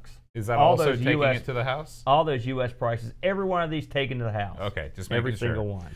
On our Discord server, Chris Folds says, ignoring the fact that you can complete the game in 5 minutes if you hide at the start, this is an interesting game with a real sense of a living world. The map system is quirky at best, and the playfield can feel cramped. Lots of side quests, and seems to have something that brings you back. 7.5 out of 10. One thing I forgot to mention is, as you go through this game, the townspeople, depending on how well you're liked, will either praise you or just violently insult you. I mean, they are jerks. Like, I mean, you'll overhear these conversations, or they'll come up and say something to you, and they're total jerks. And the whole time I was like, why am I trying to get these people back? They abandoned me at the beginning of the game. Now they're badmouthing me. Screw that. Well, he's the ultimate egomaniac. If people don't think highly of him, he just can't live with himself. I'm the same exact way, but it's plain that I like this game more than you. To me, I will give points for originality. In this game, I haven't played anything else like it. I really haven't, and I agree. So I agree with you on that. We did get some feedback from our buddy Life School, who's one of the head honchos over at the Lemon Amiga community. He might be the head honcho. I don't know. Life School's an enigma. I need to go to Life School because I clearly don't know what I'm doing. This is in reference to our Cloanto Hyperion talk last week. Oh man, okay. And he says, not sure if the branding kerfluffle will change anything, as it's been going on for years this way. If they banned unlicensed use of the boing ball, this would affect 70 to 90% of the products on the market. But people would just switch to the tick or the CBM logo or the A or some other icon. But in a way, it's good that they're keeping the trademarks alive, and therefore the IP is still alive, unlike, say, the Atari ST brand line of computers. I will say I saw 2 separate videos that popped out this week. One, in fact, he's in here, 10-minute Amiga Retrocast, put out a very interesting video on the situation. And then another fellow, gosh, I don't remember his name, but not only did he chime in, but he's actually going to interview the fellow you met over in Ireland, right. Michael. It's killing me. Do you remember that guy's last name right off the top of your head? It's a long name. You know, and he had Mike from Cloanto. He had the fellow that's going to interview him had various explanations or suggestions or thoughts on the subject. Everyone's got their opinion, right? Which is why I like to. Not really. I don't want to chime in. Stephen Jones is his name. Thank you, Amiga Bill. I didn't want to chime in on it because I don't feel like, you know, listen, neither one of us are fully up to speed on this. I'm not sure who is. There's got to be somebody out there, but I don't know who he is. So everyone's taking sides. I'm not going to do it, you know, because, you know, we're just going to see how it plays out. I would like to see him. I'm just tired of hearing about it, to be completely honest with you. And sadly, stupidly, I keep watching the crap, you know, but it's. You know, although the various opinions are good, and you know, it's worth watching. But yeah, I hope it gets ironed out. Well, Aaron, before we take it to the house, you like that, don't you? I do. I like it almost as much as it's my jam. So I want to talk a little bit about Patreon and the fine folks that support the show. We got a new Patreon Amigos fan this week. Oh, beautiful. Pixel Vixen. Oh! In the chat with us right now. I know of her. You know her. You met her. If you listen to this podcast every week and you want to support it, we'd love to have your support over on Patreon. You get tons of awesome stuff, including access to our Discord server. You can affect the show by choosing the games. You can join the Amigos Game Selection Committee and meet to decide what game we play every week. Of course, you get your name featured in the Patreon song, which is the #1 reason why people join us on Patreon. It really that can't be it. That can't. You don't know. I don't pass. You know, modesty prevents me from passing on the thousands of letters I get every week, thanking them. You're like that the meter in Robin Hood. Yours is always fully blue and it's bulging at the top. So full of confidence. And so, you know, patreon.com/Amigos Podcast. If you want to throw us $1 or $2 a month, we'd sincerely appreciate that. There's a new level that if you give us $500 a month, we'll come to your house and clean your litter box bi-monthly. That's the new one. Is that the new one? Can you imagine somebody send $500 out to fly? What is that? What is that level called? The Amigos Cleaning Crew. That's right. I'm not quick enough to come up with a good line. Give me 2 weeks, I'll come up with something. Well, I'll give you 1 week. I won't. I'll give you 1 second to tell me what the Patreon song challenge was last week. Safety dance. No. It was your boy, Meatloaf, Aaron. I would do anything for love. You know, that was an abomination. It had no semblance of any resemblance to that song. I covered the whole range of emotions with that performance. Me too. I was sick, then I was disgusted, then I was irritated. So before I perform this week's song, and this will be edited out of the podcast because I've got to run up and get a prop. I've got a gimmick. You've got a gimmick for this? I've got a gimmick. So I thought you were going to give everybody time to take their Pepto-Bismol, their Tums. That may be true too. Try not to trip over anything. And there he goes. I have a hard time walking. Don't ever yell at me for disrupting the show with my antics. I never yell at you for disrupting the show. Can you believe this guy? Well, while he's out there jacking around, let me see what's going on here. Oh, Will Williams in the house. Pixel Vixen's here. Hey, thanks for kicking in there, Pix. Appreciate that. Hendrick. All our favorites. The other Pix. All right, here he comes. This better be good. I don't see a gimmick. Well, you lost it. I lost it. Are you kidding me? I lost the gimmick. You don't have a gimmick. Can you tell us what the gimmick was? Yeah. You should just leave that in. It's a monument to your incompetence. So if you know this week's Patreon song challenge, you can send me an email at john@amigospodcast.com, and I will read your name on the air, just like last week's winners, Paul Bossman Harrington. The boss. And Matthew Perron. Very good. Congratulations, guys. So, here we go. 10-minute Amiga retrocast, counting virtual sheep, Bernard Quinn, Retro Man Cave, Tim Drew, Daniel Williams, Simon Rose, Joseph Harrison, Kyle Letter, Rob O'Hara, Howard Nibbs, Matthew Larimore, Andy Craig, Sean Zoe, Darren Lomax, Colin 419, Mark Bidd, Roland Burke, Andrew Mom, Joe the Zombie, John Cook, Dan Ross, Leaf Killan, Alan Kebab, Checote Levelo, John Marshall, Matthew Perron.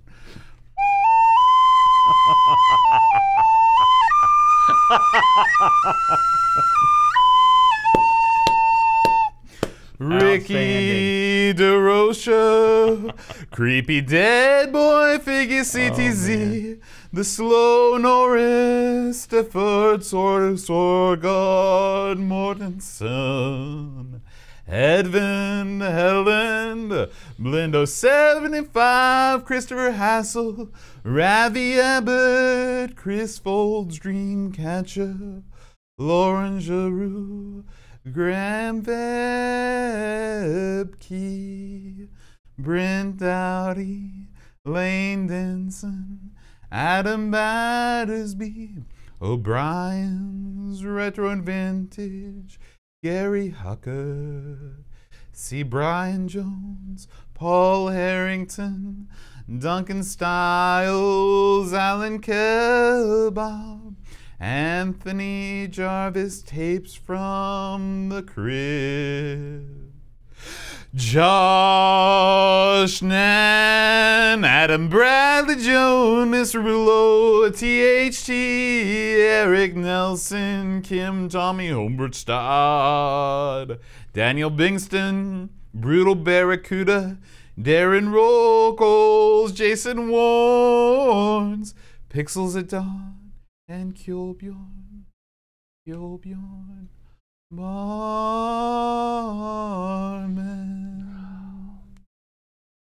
That was beautiful, man. I think I'd rather go down with, well, never mind.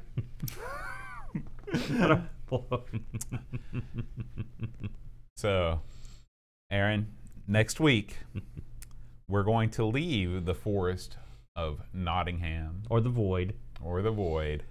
And we're going to travel north. We're going to travel north to Scotland. Because we're going to play Lynx. Oh! Lynx, the Challenge of Golf. Gosh. Did you know that was the subtitle? I did not. The Challenge of Golf. How long since we played a golf game? It's been forever. It's been forever. So I'm really looking forward to that. It's going to be a great show.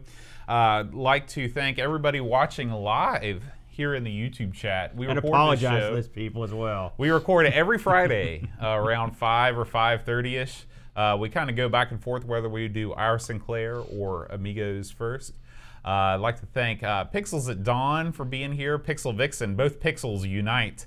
The Guru Meditation, Both Pixels. Amiga Bill, Henrik Anderson, Will Williams, Jason Warnes, Duncan Stiles, the Necro Nom, Gary Hucker, Ricky DeRocher, 10-minute Amiga Retrocast, Retro Tech and Toys, Graham Vebke, free lunch. We had quite the crowd. Globsterminator X is here. A big crowd today. Yeah. Remember when we did this? We like 2-3 people would show up. Yeah, that's most of the time. No, it's every week. It's like, man, it's like a ton of people. It's crazy. Well, it's a good time, man. You can hang out in the chat. There's always a party going on in there. Grab yourself a beverage. Settle in. It's Friday night. What else are you gonna do? All right, Sleep, that's for suckers. All right, guys, we will see you next Friday night or next time you listen. Thanks as always, and until next week, adios. All right, so that's the first show. Aren't you a little devil? Did you like that? No, God, that was horrible. I was going to say I'd rather went down with the ship than listen to that again. My God, that took longer than the end of the I like the flute though. Very rarely do you surprise me. I mean, usually that's not true. You surprise me with things that you don't know, but that's something that really surprised me. I enjoyed that. You know, one of these days I'm going to start watching movies, and then I'll know the things that you know. We need to get together. I got a new area for the Discord. Boat movies. We got to get to, and I don't mean Titanic, or I don't mean. I haven't seen that either, by the way. I believe it. I never for 1 second thought you'd seen that. Are you kidding me? All right. That was one ludicrous episode of the Amigos right there. What's next? We're gonna do a little bit of change in the scene. If you lose us for a second, guys, don't fear. See you later, Guru. See you, Bill. Thanks for everybody showing up, by the way. That's awesome. I can't believe people show up to watch our caperings. It's a good time. It's goofy. It's what it is. I don't know how we keep losing the where our audio level is different. It's because in between shows we don't talk as loud as we do once the show start. Once the shows start, we. Yeah, Graham gets it. Get yourself a bourbon going, brother. I'd go for one of those right now myself. You want some? No, it's too late now, man. It's not too late. We got a whole nother show to do. You didn't offer it up right when I got here. I'm not saying there's a whole lot of Gary Hucker. There's a whole lot of Gary. Remember that song, "A Whole Lot of Woman"? No. Is that like "I Am Woman, Hear Me Roar"? No, it's not. It's AC/DC. Oh, yeah, they are. That's not really like Helen Reedy. Look at all these notes I got. Yeah, that's the most notes you've ever had for our Sinclair. Well, I wanted to make sure I had all the events adequately. Also, I found weird bugs and stuff that we could talk about. And also, I want to talk a little bit about the arcade machine. Yeah, people in the chat, they know it's AC/DC. See? Well, not too many people sound like that either. That's true. It's What's exactly his name? The way he said Bon Scott. Bon Scott? Bon Scott was the original guy. The new guy's name. Well, he's not the new guy that was there in '77. He's only been there 55 years now. What is that guy's name? Gee, somebody help me out. Brian. That's it. He's like Cher. Something exotic. I'll go with Brian. That's my name. Is Cher's name really what? Did I say chaos again? Where's our thing here? Basic info. Yeah, the thing is, the way that YouTube does its descriptions is, I know what you mean. It's the description, not the title. He dumb. We'll just erase all of that stuff. Thank God for the live chat. Yeah. They're literally a safety net for our incompetence. The after show. We're not doing that anymore. Every show was an after show. Okay, thank you, Pixels.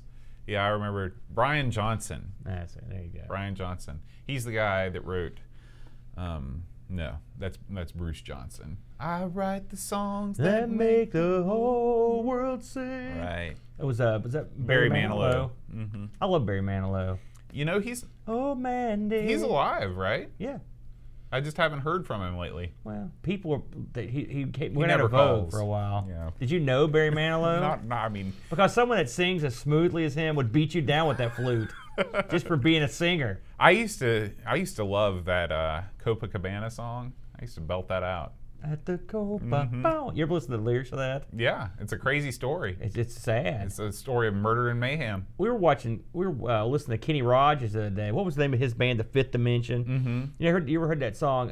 Ruby, Don't Take Your Love to Town? That one. If I had a gun, I'd take it and put her in the ground. I didn't even listen to the whole lyrics. This chick is cheating on this guy who's a vet who was injured in battle and he's soon going to die. Yeah. And all he wants is this chick to hang out with him for a little while longer. But she's been to town 1,000 times before. Yeah, yeah. Ruby's a hoe. Yeah, my dad used to listen to the Best of Kenny Rogers cassette when we drive around, and so that was my youth. He's a national treasure. He really is. It's a shame about the plastic surgery. Oh, he really, man. Because he used to be, a handsome devil. Listen, what he should have done, because in Fifth Dimension he had that big beard and that hair, grow it back. And it's funny too, because like the Fifth Dimension wasn't really a country band. No, they were like a rock, sort of like a Who's that guy from Sheffield that sang "With a Little Help from My Friends"? Joe Cocker. It was kind of reminded me of a Joe Cocker sort of thing. Well, that soulful. no, that's not what What? They sang the "What Condition My Condition" is in. That doesn't sound like Joe Cocker. Yeah, it does. Joe Cocker? That's not what they... Maybe I'm in... Are you hearing this? Kenny Rogers has nothing to do with Joe Cocker, and I love Joe Cocker, but they have nothing to do with each other. Okay, I see that. You kidding me? Give me a ticket for an airplane. You want my condition? My condition. No, that's not what it sounds like. Kenny Rogers is smooth. I thought it was more soulful. No. Can you be both? Have you ever listened to one single Joe Cocker song? Have you ever seen Joe Cocker? He's like a weird hairy troll who's convulsing. Oh, you ever seen him? What's Kenny Rogers do when he sings? He's a smooth, bearded gentleman. I like them both. I'm just saying, there's no connection between the two. What if the connection is the guy that sang with the Doobie Brothers? What's his name? Doobie? No, the guy from oh shoot, what is his name? Michael. Michael McDonald. Yeah, Michael McDonald. He's the connection between Kenny Rogers and he's more Kenny Rogers. There's no one like Joe Cocker really. He's completely goofy. I like him. Don't get me wrong. I love him actually, but I mean, I don't know. It's hard to think. Maybe he's more like maybe like a Bob Dylan, someone that's not a great singer, but still manages to have albums. Yeah. Like I want to say a Bob Dylan. And he never really, like a lot of his songs are not originals. He has a lot of covers, a lot of reworked stuff. That's the way it should be. Yeah. Plus he has this. He's smart. He has the all chick backup. Yeah. Just like Ray Charles. Yeah, there's plenty of guys that do that. But it works. Because you need someone that says melodic and soul. I mean, melodic and beautiful to counteract the god awful sandpaper type. He's sitting on stage, going bananas. Yeah. Packbilly says the Fifth Dimension had Marilyn McHugh. I don't know what that means though. Marilyn McHugh. I haven't heard that name for a while. Do you know? I've heard the name. It's an actress, isn't it? Uh-oh. That don't look good. Hey, Craig McClellan. He's back. He's back. He's ready for action. He's back. What are we doing? Is this our music? Insert this to the music edition?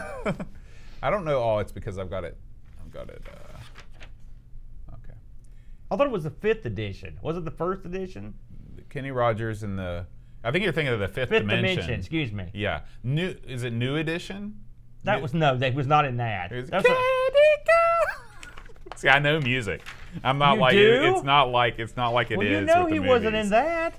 The New Edition. I know. No, but was it the New Edition? That was an R&B band. No, I know, but I'm talking about maybe they have the same name. Kenny Rogers and I'm almost certain they were the New Edition. I know it's not New Edition, but Solid Gold's Marilyn McHugh. That's where that comes. I mean, Solid Gold. And this is Fifth Dimension. Are you kidding me, Packbilly? The first edition. How old are you, dude? First edition. Packbilly screaming into the computer. Man, listen to him. It's almost like he thinks we're morons. Well,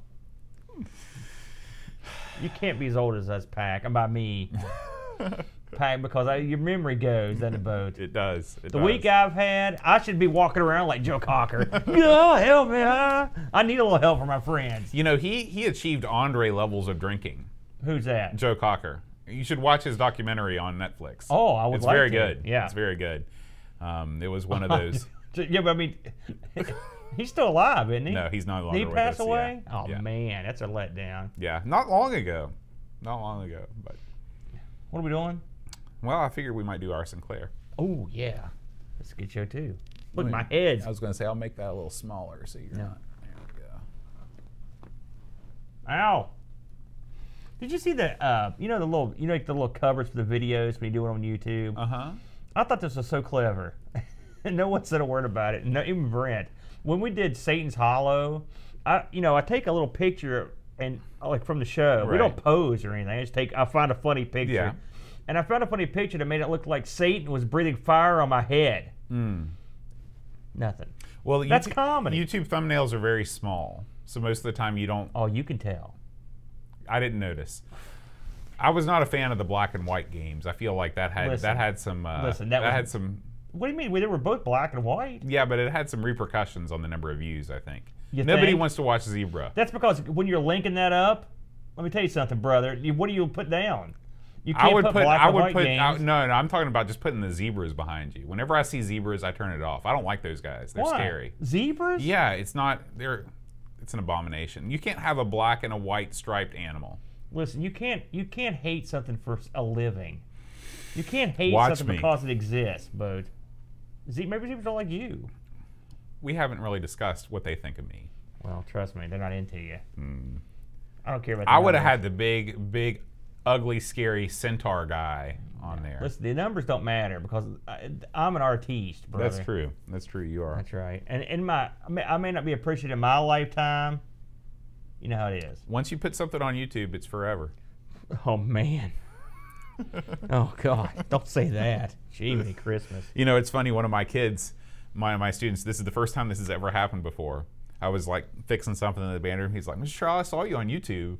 And immediately I was just like, "Oh my God," because I forgot we had the show, first of all, which would have been a natural place. I forget that all the time. And my first thought was, did somebody like have some early VHS tape of me in college doing something ridiculous that they've uploaded? But luckily, that was not the case either. It was my like trombone recital from 2001 or something. So but my heart stopped. It's a scary thing when people say, "I saw you on the internet." That could mean bad things. Yeah. Especially, you were young, you needed the money. I was. Right? I still am. I still do. Which one? Now you're old and need the money. I know how you feel. What's our catchphrase again? I'm old. I need the money. You say I'm old. Let me say that part. I'm old. And I need the money. I wrote it down here. And press play, right? Rewind tape. And you say press play. I'm gonna botch this. I wrote it down right there. I'll throw it up like that. I'm gonna throw it up. All right. Would you like a pencil to write that? No. What do you think I am? Some sort of amateur? I can get this done. We're doing chaos, right? Yeah. No. We're doing Links, the challenge of golf. I had to explain this shirt to the chemist today. Not a good sign. Yeah, it's not a good sign. Not a good sign when the chemists don't get it. It's like, You ready? I think so. What is this? Where are you calming down? Are you getting in the zone? Mind space. Is that what that is? And press play. That's how I start the show, That's right? How I start. Press play, boat. Hi, everybody. Welcome to Our Sinclair. I'm John. I'm Aaron. And today we're going to be talking about hyper sports. Yeah. Now, Aaron, last week I asked the community question, did anyone ever use their spectrums to aid in role-playing? Okay? Yeah. So we had lots of people that played role-playing type games on the Spectrum. But Carl Cross, over on the Spectrum for Everyone Facebook group, he says, not so much role-playing, but I remember a nice board game hybrid by Mike Singleton that appeared as a type-in program. The Spectrum tracked your resources and the board your location. So we love those hybrids. You know? Just like the O2, right? Right. Quest for the Rings. That was really the only one that I think that we successfully played. Well, those other ones were complex, weren't they? Yeah. We're not done yet. We'll be back. Yeah. So, but thank you all of you that responded to that question. And then we did get just a little bit of feedback. This is I posted a picture of our really humble Spectrum collection, as you see it over there on the shelf over there. Humble but growing. Yes, right. And Rostilov Rehak responded with this little ditty. Spectrum Heaven, West Virginia, Marble Madness, Crystal Castles. Tapes are old, they're older than the discs, younger than the mountains, loading with the squeeze. Spectrum loads at my home, in the place where I belong. West Virginia, ZX Mania, at my home where Spectrum loads. Very good. Anything about that? What was this fella's name? This again? was Rostislav Rehak. He's probably from West Virginia. I think I went to school with that guy. Yeah. There's a lot, he's one of the Rehawks that live out Coon Creek. Right. So thank you. That was awesome. Thank you very much. That awesome. was a great Love tune. All right, Aaron. This week we're going to be talking about hypersports, which, as most of us know, is a sort of sequel to track and field, a multi-event game. And I want to ask you, before we get into this thing, what is your experience with track and field in your own life? I love me some track and field. Gosh, I remember when it first came out. It's such a great game. I mean, Konami, they're a smart bunch, and they knew what they were doing. And this was a game. I don't think I ever played a game like it. And I think this ushered in that era of that sort of they made the concept basically of that sort of control for a game like that. And of course, if you've played in the arcade, both these games. Stop right there. Yeah. You're not answering my question because I did not phrase it correctly. Well, I had more, but go ahead. I want you to tell me about your experience with track and field in real life. Well, that's quick. None. Okay. I will say, when I was in gym, they made us run. Now, I was a smaller boy at that time than I am now, but I was still a pretty good-sized dude. And I hated those days. I mean, I hated them. I hated running on the track. So the extent of my track and field was lumbering, sweaty, and half dead, dragging myself across the finish line right before the bell rang, just barely getting under the wire. Now, there had been talk of me doing shot put, but then they saw me do the shot put. And so you actually attempted. Well, you threw the shot. They knew there was going to be a problem when I had trouble lifting the rosin bag. They put it on my. That was like, this might not work, you know. So that was that. That's pretty much the extent of my track and field, the actual events thing. And yourself? I did not run a track and field, and I, much like you, dreaded the days of running in gym. I remember running the mile and just being totally dead. And when I say running the mile, I mean running until I felt tired and then walking the rest of the way, which is my normal move. But I never even entertained any notion of doing any track events. I don't know that I would be good at any of them. You know, I'm trying to think of one because I'm not strong to throw the shot. I'm not fast to do the track. I can't really leap to do the hurdles.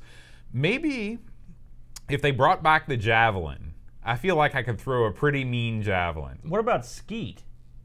You know, the shooting. Well, you know, at Hurricane High School, there wasn't a lot of skeet shooting as part of their. There's tons of shooting. There's tons of guns. Well, there are tons of guns. And there's lots of beer cans you could toss up in the air. Yeah. Have you ever shot skeet before? Oh, God, no. Are you kidding me? I have. I've only shot a few guns in my life. Okay. Yeah, I've done some trap shooting before. Really? How'd you do? I did horrible. It's very difficult. I did not shoot any of the targets that were thrown out.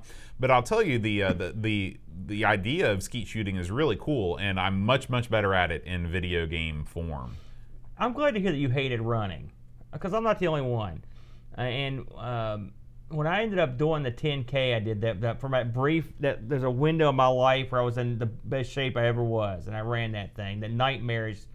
And as I got done, I thought to myself, "You're an idiot, and anyone that does this got to be out of their minds." And now look at Folds.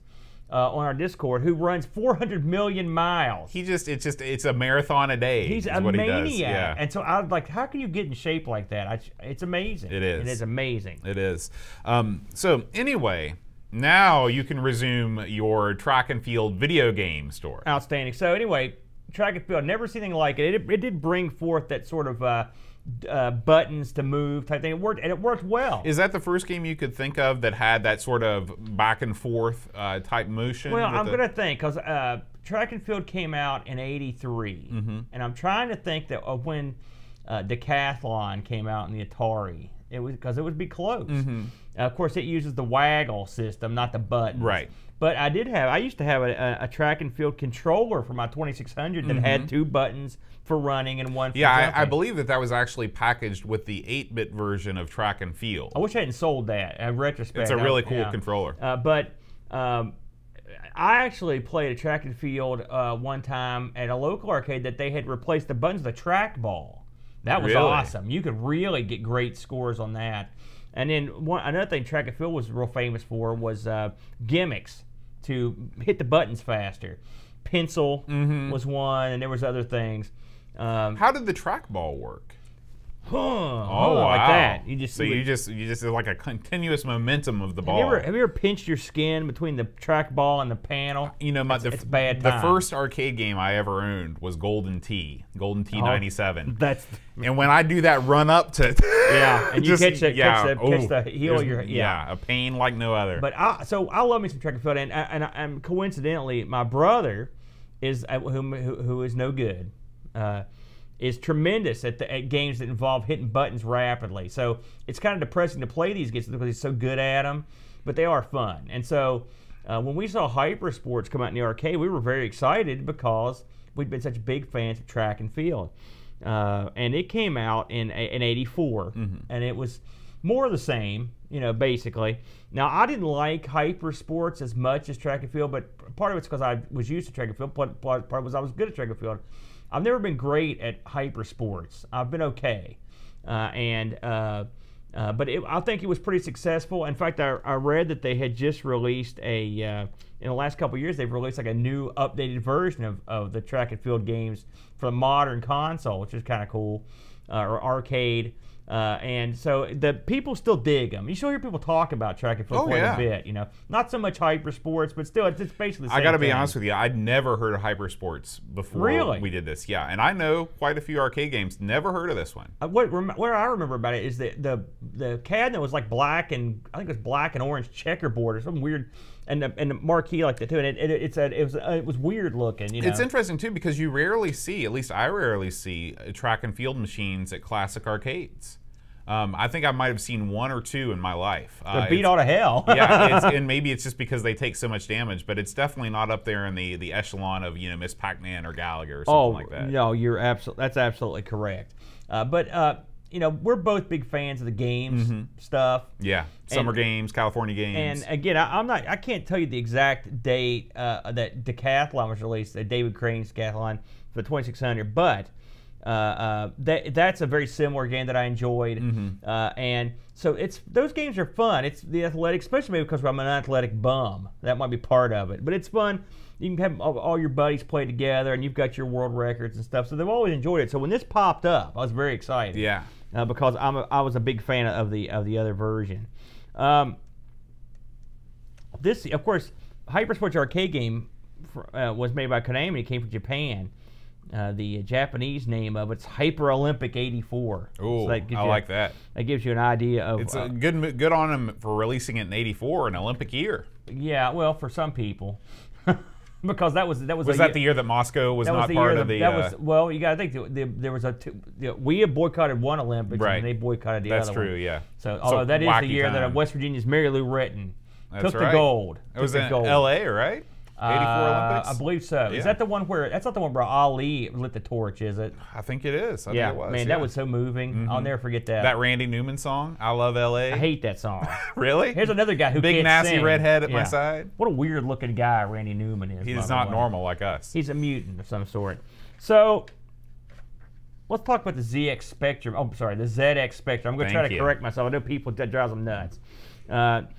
Now, given our knowledge of the old Spectrum, I didn't know what ported to where. We don't know nothing. We literally don't know nothing.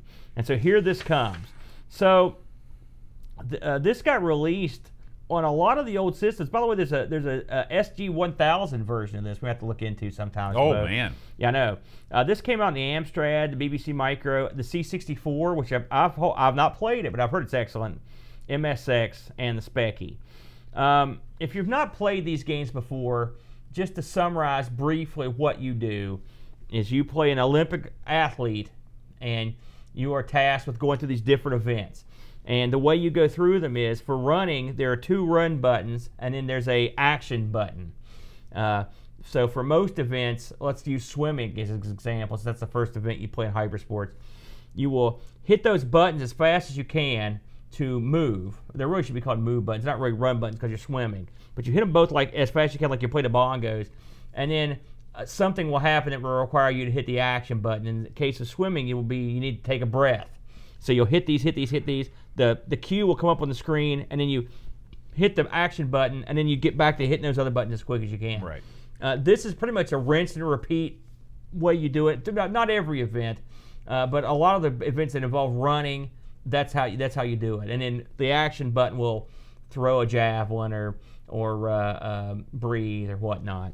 So I was interested in what the Specky could do, and after the loading screen was good. I took about 4 minutes, 3 minutes to load, something like that. Yeah, I did most of my playing of this on the Spectaculator emulator for the save states. So yeah, which I did not have. I did not have that, unfortunately. But we gave this a good whirl. We played this right at the show last week on the actual Spectrum, which unfortunately has we have a problem. I can talk about that at the end of the show.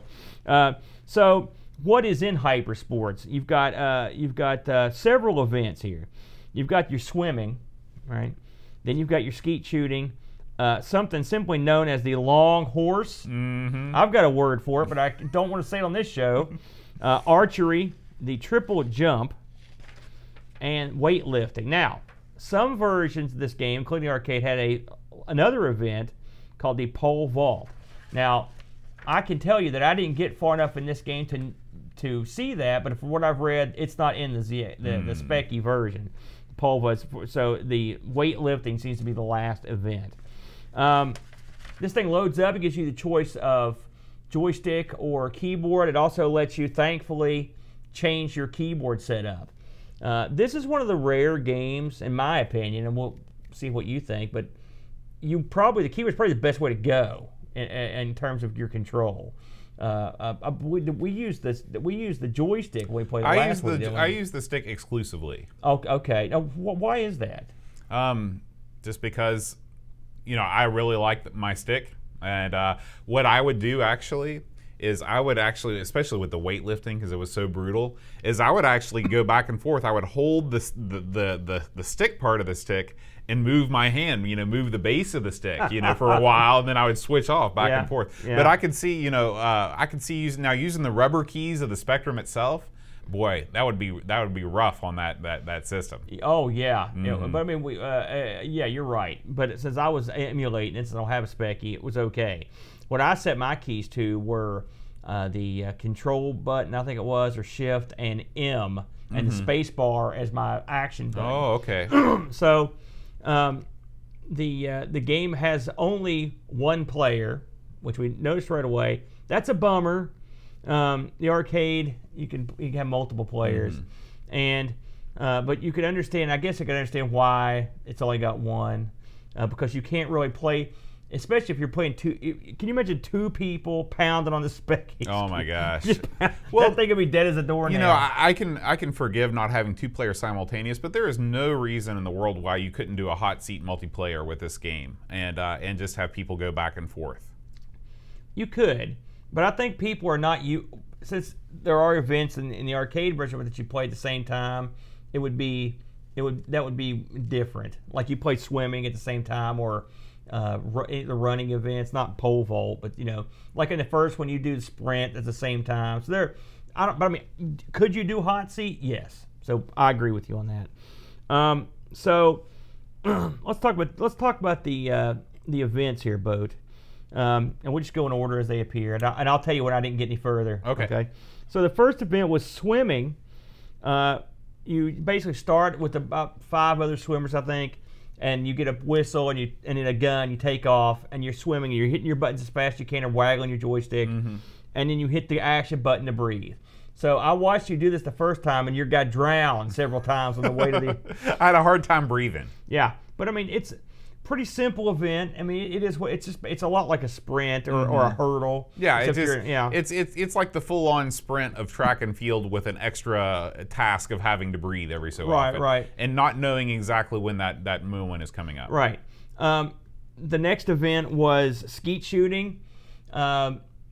Pretty simple once you figure out what's going on. Now, I did read an interesting cheat about this on the Specky version. And I don't know if you read this, and I tried it, and I got triple perfects doing it. And that is, every time you shoot, hit, instead of just hitting the left or right run, in this event you hit your left run button to shoot to the left, your right run button to shoot to the right. To cheat, basically, hit both of them every time. No. And what it does is the skeet never shoots, it never gets faster. And so they just lob out there, and you can just go like, brink, brink, brink. And like I said, I triple perfect, which I've never done in the arcade. And even shot the duck at the end. I shot that thing every time. So I got the highest, I guess the highest conceivable score. Wow. So that works. So if you're going to hit both every time, you can get the highest conceivable score. So that's sort of, I guess we sort of broke that one, didn't we? Oh, I didn't, because I was using the joystick. Can't push left and right at the same time. Now let's talk about the long horse, okay? This is an event that's, I guess it's like the vault, the gymnastic vault. Your guy takes off running. Now this is an event where you don't have to actually hit the buttons like a maniac. You just tap the run button and the guy will take off. And all you have to worry about at first is the action button. You'll come upon the springboard. Your guy will kind of leap up there, and you have to hit the button when you're on the springboard. And your guy will spring off. He'll do sort of a front flip towards the horse, and then your hands will hit, and then theoretically you're supposed to start smacking those run buttons as fast as you can to make your guy flip around. And then right before he hits the ground, you're going to hit, I think it's left on the joystick or left button, and hit the button to stick a landing. Okay, now that sounds complicated, and I thought it was. In fact, of all the times I played this, I only got past this of it twice this week. And I'm much better than this in the arcade, but I mean, it's not easy anywhere. This is a bizarre event. It is. I mean, now this is Mary Lou Retton's signature move, so I felt like a bad West Virginian for failing perpetually. Right. The way that this game works is once you vault off the horse, you start flipping, okay? And you know, the faster that you waggle, the faster you flip. And so if you get down to where you're at the ground, sometimes your guy will just keep flipping over and over and over at max speed. I do like the fact that when he does that, he stands up at the end like, ha! Like, maybe I can fool the judges. It seems like that should be an amazing trick that nets you a great judge's score, but it's not. No. That is a surefire way to lose. If I was a judge, that's a 10 right there. Yeah. Something else we should mention is that the vaulter looks like a hippie. I mean, doesn't he look like a hippie? He does. The vaulter and your weightlifting guy. Yeah. They look like big old hippies. The thing about the vault that puzzled me, okay, I could get the run up, obviously. I could get the vault, and I read some helpers on this because I was getting frustrated. Because I even talked to you that night. I'm like, I can't get this. I'm going to look like a jerk.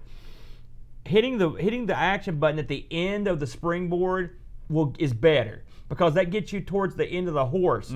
The problem I had was when you hit that action button the second time coming off the horse, I never got any sort of air. My guy would just sort of, it was like me doing it. He just sort of tumbled over like a doofus and then beached himself and then did the roll thing. Yeah, I wish I could tell you how I passed it, but basically what I did was I tried this event, 400 to 500 times. Yeah. And then the second that I did qualify, I hit the F2 button to save my state, and I never went back. The funny thing is, reading the help for this, it says like, the vault is an extremely easy event. You'll never have any trouble getting past it. And let me tell you what to do. I was just like, I wanted to strangle him. Wrote there. Are you kidding me? I can't get past it. So I'm glad you got further because I only got past it twice. And I kid you not, I must have tried 1,000,000 times this week. So after the long horse, you've got the archery event, which I'm pretty good at this in the arcade, but I had trouble here. In fact, my games ended both of them here. This is another one where because of that save state, I was eventually able to pass, but no way did I do it on my first try. Archery is one of those games, and in this one, you have sort of it's a side view. And it's over an the overhead top, view. But it's not straight on. It's from the side. Well, no, it's an overhead view. It is an overhead view. I know, but I know what you're saying. But the thing move. Well, what do they call it? Maybe I should describe this. Yes, I'm struggling. So if you can imagine looking down on a pitch. On the right-hand side, you have a target coming down on the right side, almost like it's on a track. That's what I mean. It's a side view. It's on one side of the screen, and you're on the other. Yeah. And so you have to time your arrow to release at just the right amount of time to hit the target. However, there's an additional complication. You have to hold down the button to set the correct angle. So not only do you have to release the arrow at the right time, you also have to set the correct angle to get it to shoot high, or just right in the middle of the target. Yeah, this is one that, and I didn't have to get it enough times to do this, but you sort of have to do this event a few times to figure it out. And then once you do it, you can get better at least in the arcade. Now, how did you do at this particular event? On the archery? Yeah. When I was able to, I probably passed it twice, which is more than I did the other event. The long horse, I thought it was much easier than the long horse, and it was also more fair. Like when I failed this event, I knew why I failed it. Versus the long horse, whenever I passed it, it was like I did the exact same thing I did before, for whatever reason I got above the. I do feel like this game is too difficult. I feel like on the first loop round, you should be able to pass all the events fairly easily. And, that's true with some of them, but definitely not the long horse or the archery. And the funny thing is, in the arcade, the archery is my favorite event. Mm-hmm. Is the perspective different in the arcade? It's pretty good. No, this is about the same. Okay. It's not bad. And again, I didn't feel, I was frustrated because I had so much trouble getting past the long horse, but I just didn't get enough chances on this event to get any momentum. Yeah. And so there's that. So what would have really helped this game? Actually, you know what? We'll talk about that at the end. Okay. Go ahead. The next up on the docket, triple jump. Mm-hmm. Your hippie, I believe, is back in this one, and I love watching. He looks like Jim Croce. That's who he looks like. That's exactly right. And it looks like the way he jumps I find highly amusing in this event. He looks real weird. He's a stiff individual. I've seen the triple jump in, of course, the big reason why the triple jump is done like this is because real life triple jumps are so fast. Yeah. And in this one, they really stretch out the jumping motion. Yeah, but if you had to do it in real time, you'd be screwed. Yeah. So anyway, this one you jump, then jump again, Mm-hmm. and that's your score. This one I had no problems with. It was a very easy event. Yeah, I've heard that. I didn't get this far. So we're in uncharted waters. So the last event is and this is wacky in the arcade too. It's not one of my favorite events, the weightlifting event. So you smash the run buttons, and then you have to, once you get the weight going, since you got to play this version and I didn't get it, explain how it went. Well, I could never figure out exactly what I was supposed to be doing, and the event actually takes so long to complete, or at least I was doing it so wrong that I just gave up immediately. Did you get tired? I got tired. Yeah. What you do is you waggle, and as you waggle, you lift the weight. Okay, and you see there's a gauge on the left side of the screen that slowly ticks down. And you basically, I guess you just have to waggle until it ends. But when I got to this, I'm talking about this lasts more than a minute. Well, you have to balance the weight. This is another. This event seems to be hard to do on joystick. Yeah, I just didn't know what to do. And so that was probably my biggest problem with this event. But like I said, I did in this event you also get to pick your weight class, which I thought was strange. Yeah. And so, but you only need to pass the easiest weight class to pass. So that was the one that I picked. But I did not progress past the weight lift. Yeah, I don't like this in the arcade, and I didn't play it here, but I looked at it. It looks okay. So along those lines, having gone through all the events, and I had to go and watch and play through to see all the events. How do you think this shapes up to the arcade, or since you haven't played the arcade that much in general, what did you think about this title? Well, it's really a game of highs and lows. The events that I liked, I really liked. This game has a larger variety of events than track and field, in that most of the track and field events are all track-based things. You're running along a track. You're either doing hurdles or you're throwing a javelin at the end or something like that, versus this introduces something like skeet shooting, which is totally not a track-based event at all. But is this game as fun as track and field? Boy, the events that are frustrating are just so frustrating that I don't know.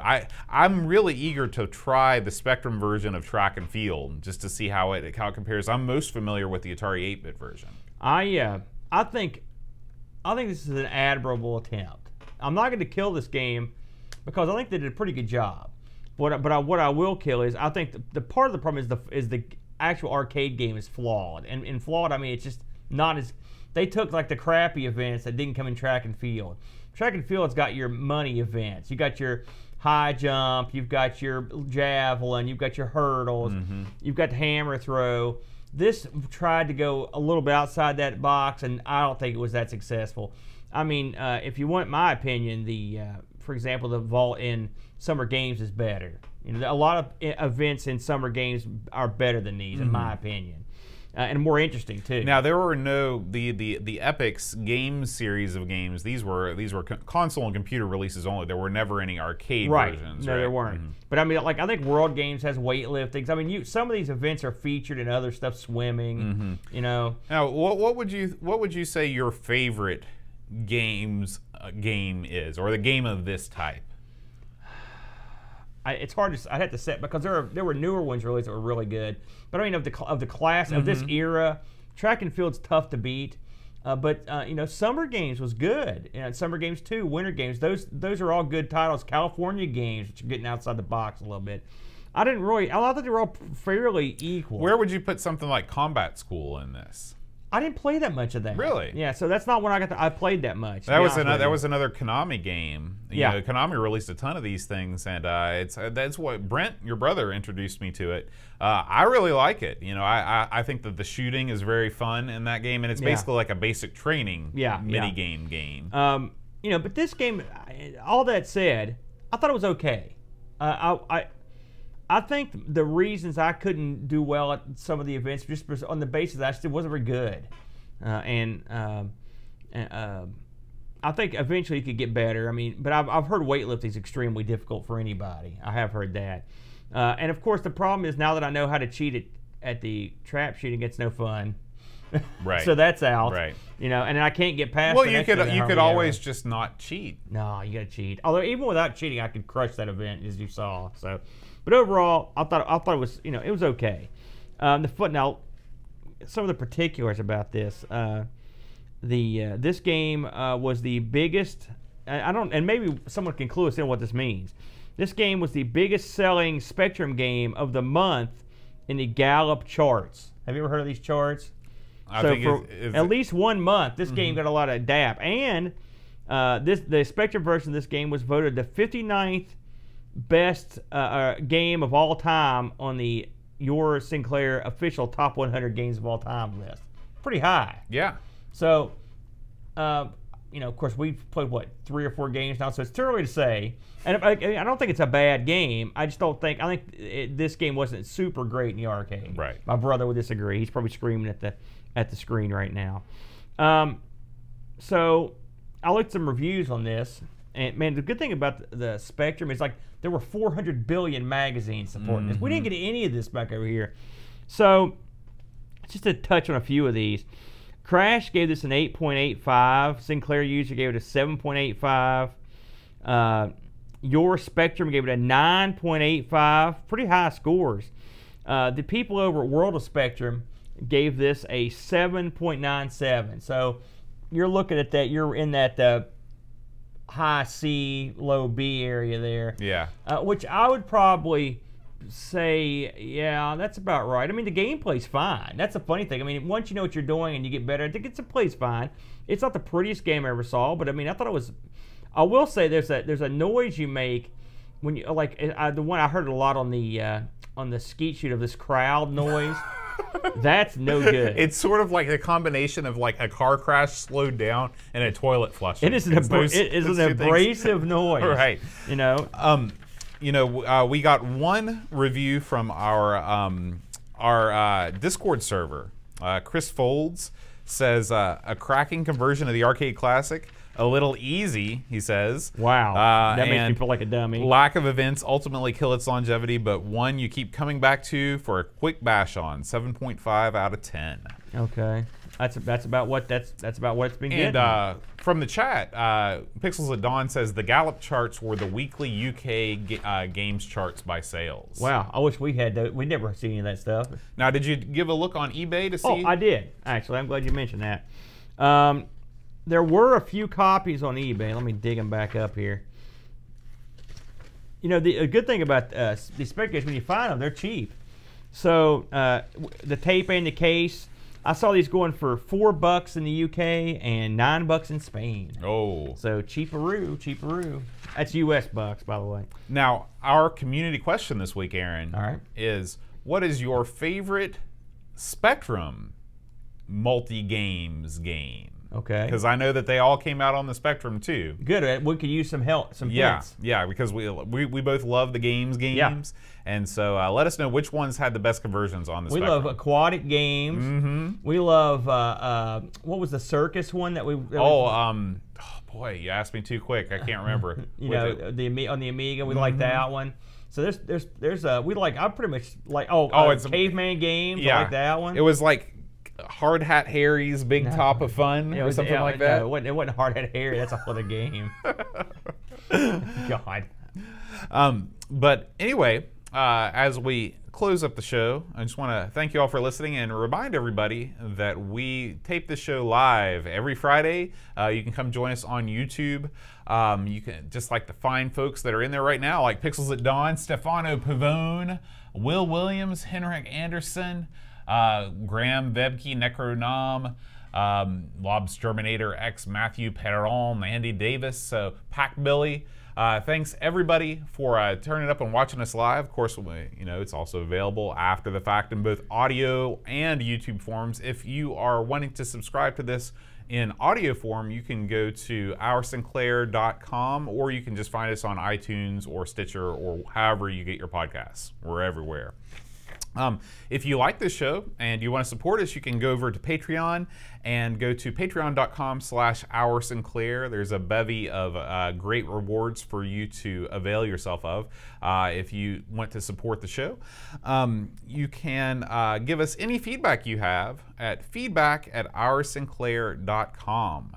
So, Aaron, I want to thank our people that already support us. All right. Frodo NL, THT, Pixels at Dawn, Chris Folds, Paul Harrington, and Christopher Hassel. And I just realized it's actually not THT. It's Taped from the Crypt. THT is another guy. Well done. Got that wrong last episode. Got it wrong this episode. Good thing Tapes is easy going. Yeah, absolutely. Aaron, next week we're going to take a look at a game chosen for us by our Clive's Club Patreon supporters. We're going to take a look at another arcade title. All right. This is Chase HQ.